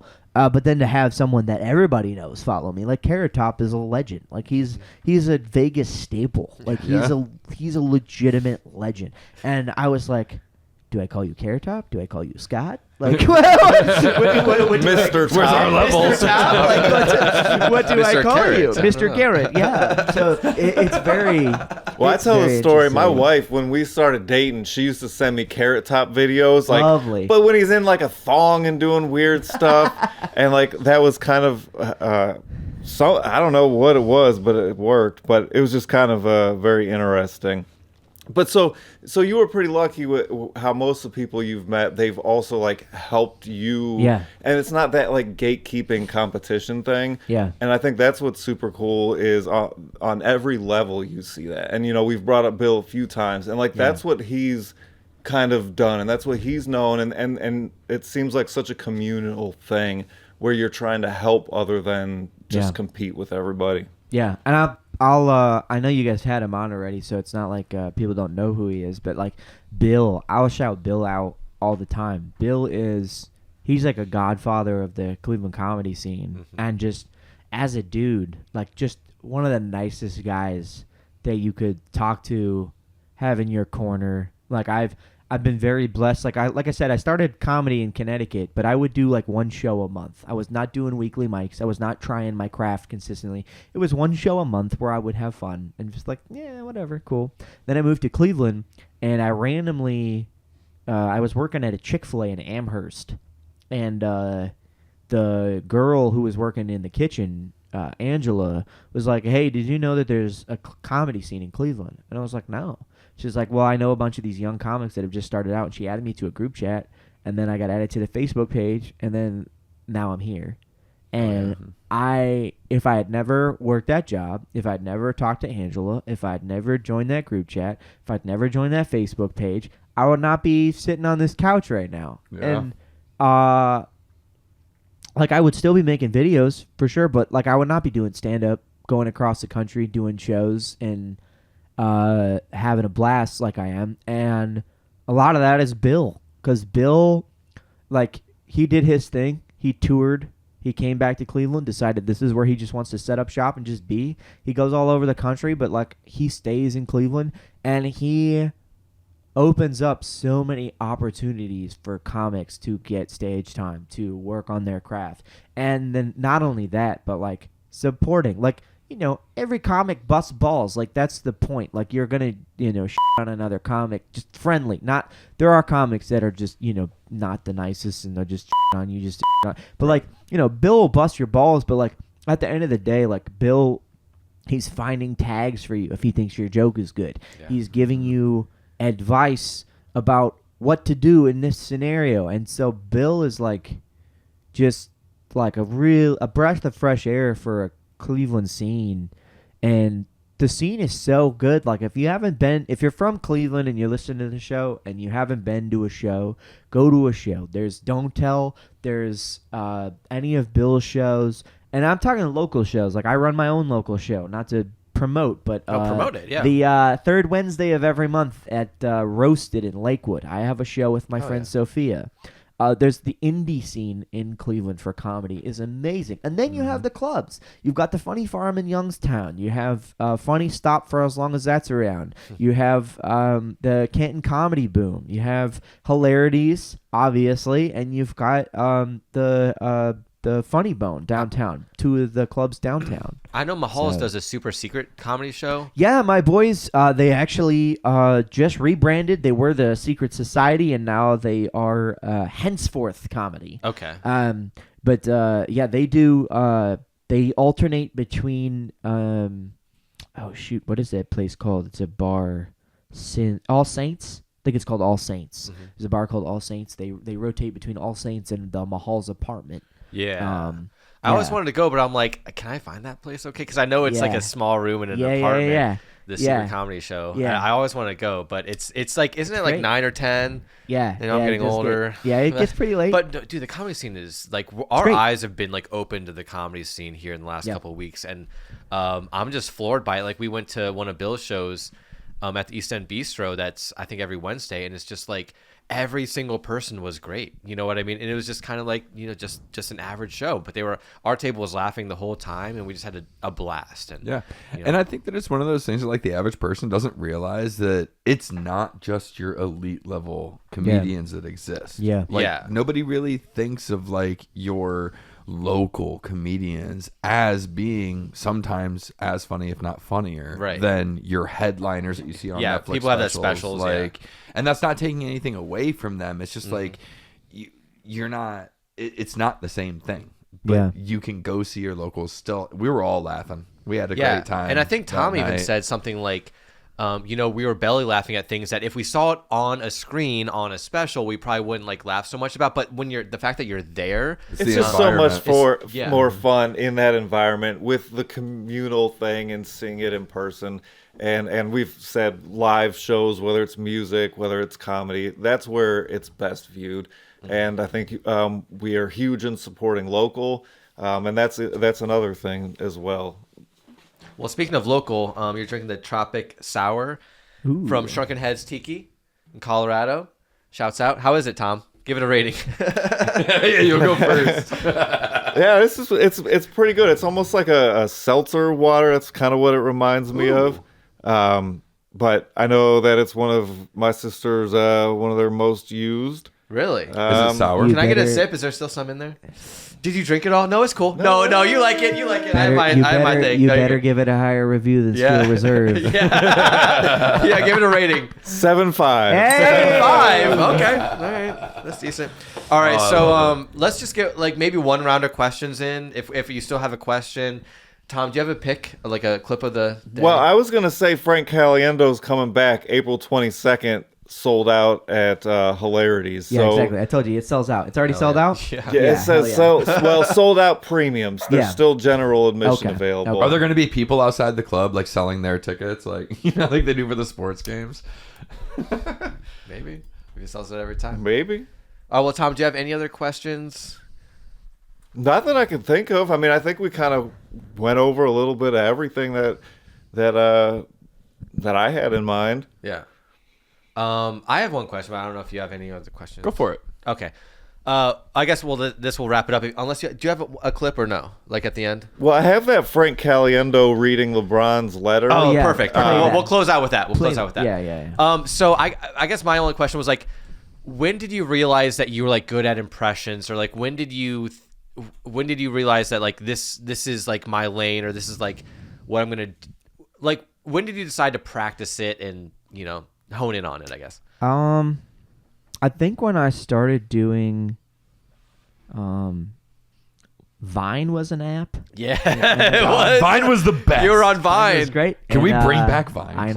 know. 6-second videos was the best. And I there's a guy, another one of my heroes, and he's a person that not a lot of people know, but his name is Jamie Costa. Jamie Costa does. That name sounds really familiar. In my opinion, he does the world's best Robin Williams. Like I do a good Robin Williams, but Jamie's is.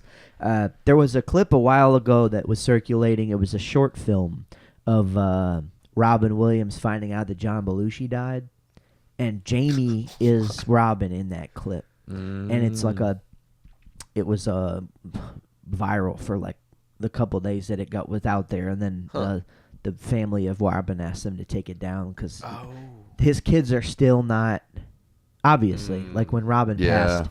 Yeah.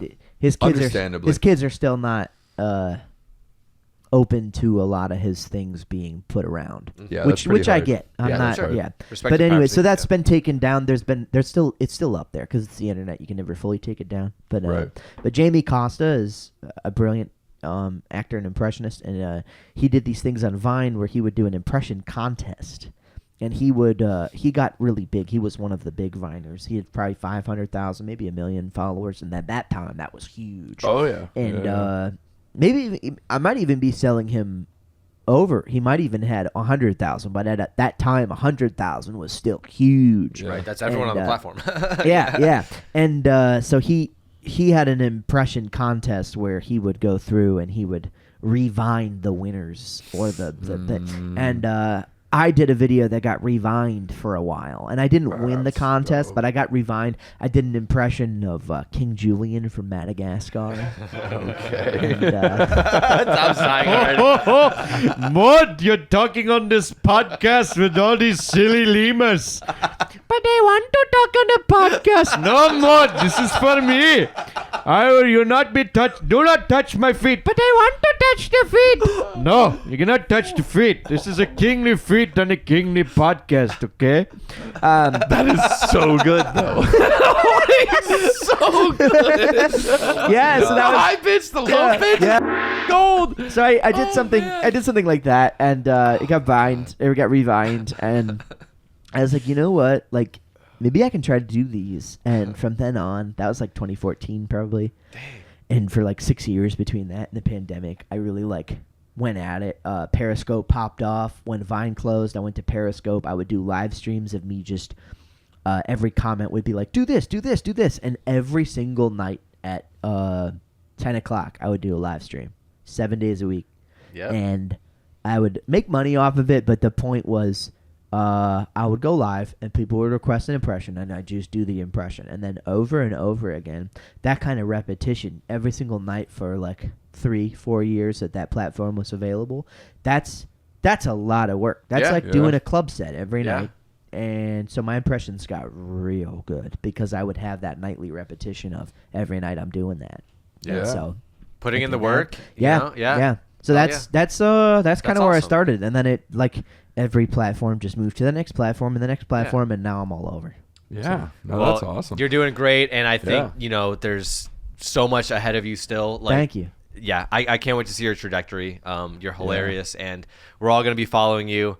And I have one more question. Sorry, there's one more thing that I wanted to ask about that like we slightly touched on. What was your experience like, and what prompted specifically your you being featured on Good Morning Australia? Oh yeah, how did that come about? What is that experience? Oh no, it was today. It was Australia Today, right? Australia the Today Show, Australia. Yeah.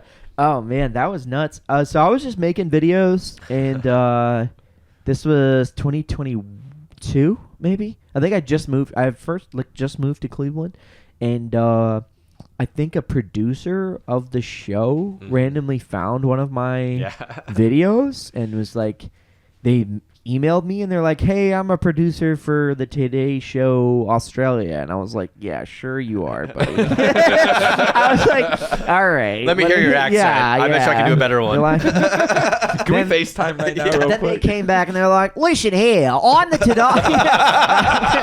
And you're like, sold. I was like, damn it is you.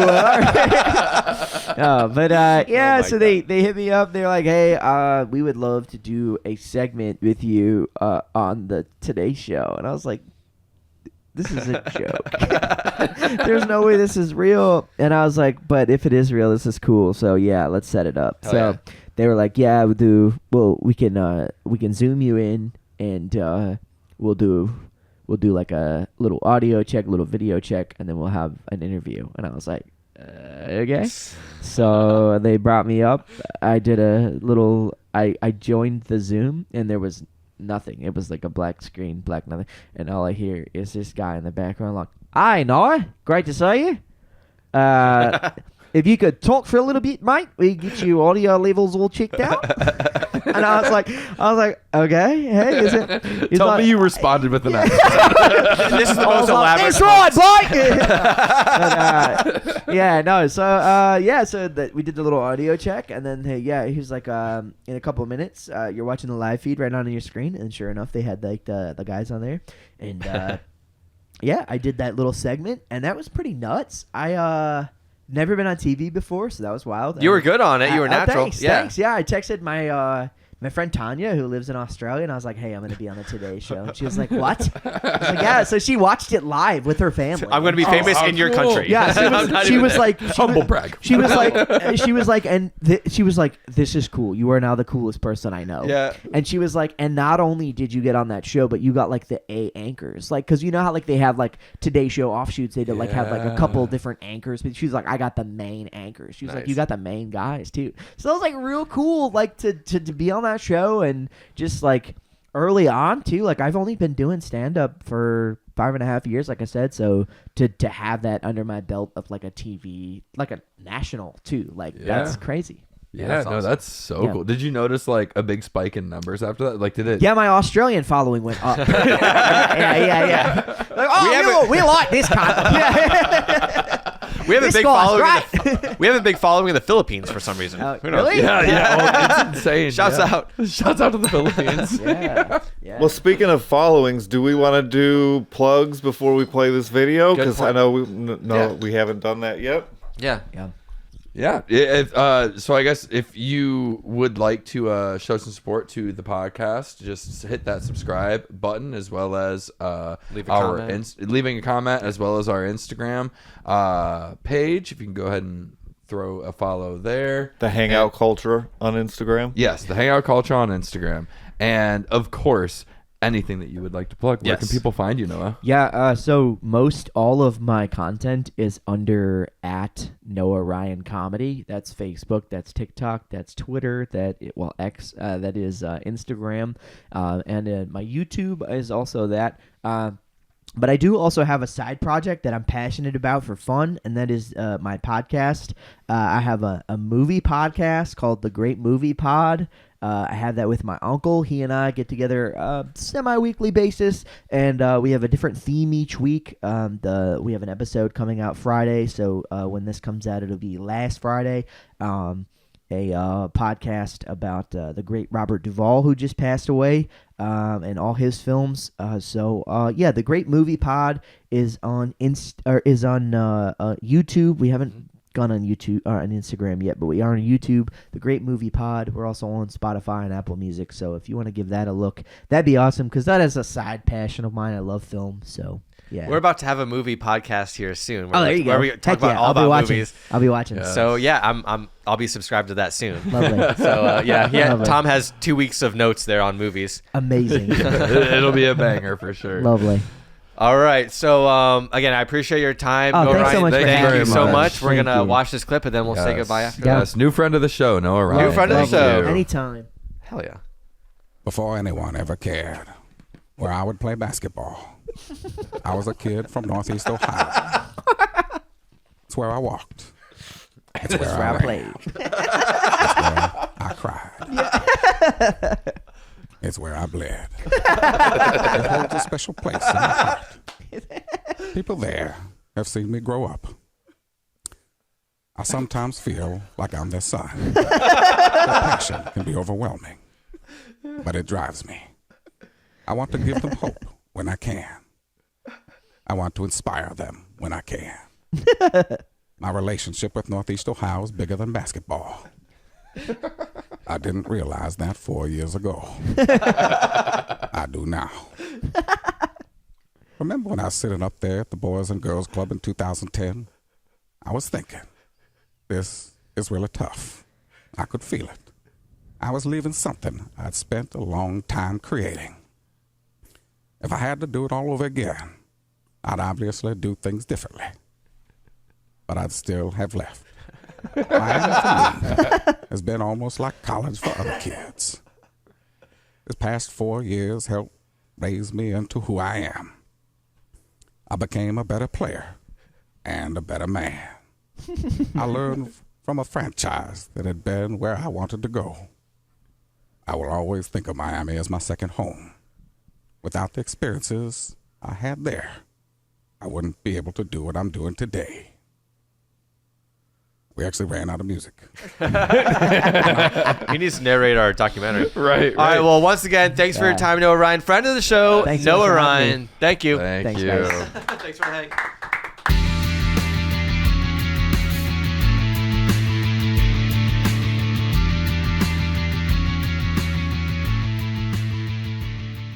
And this is a very, very special episode because we have a guest that we're so excited to get to talk to.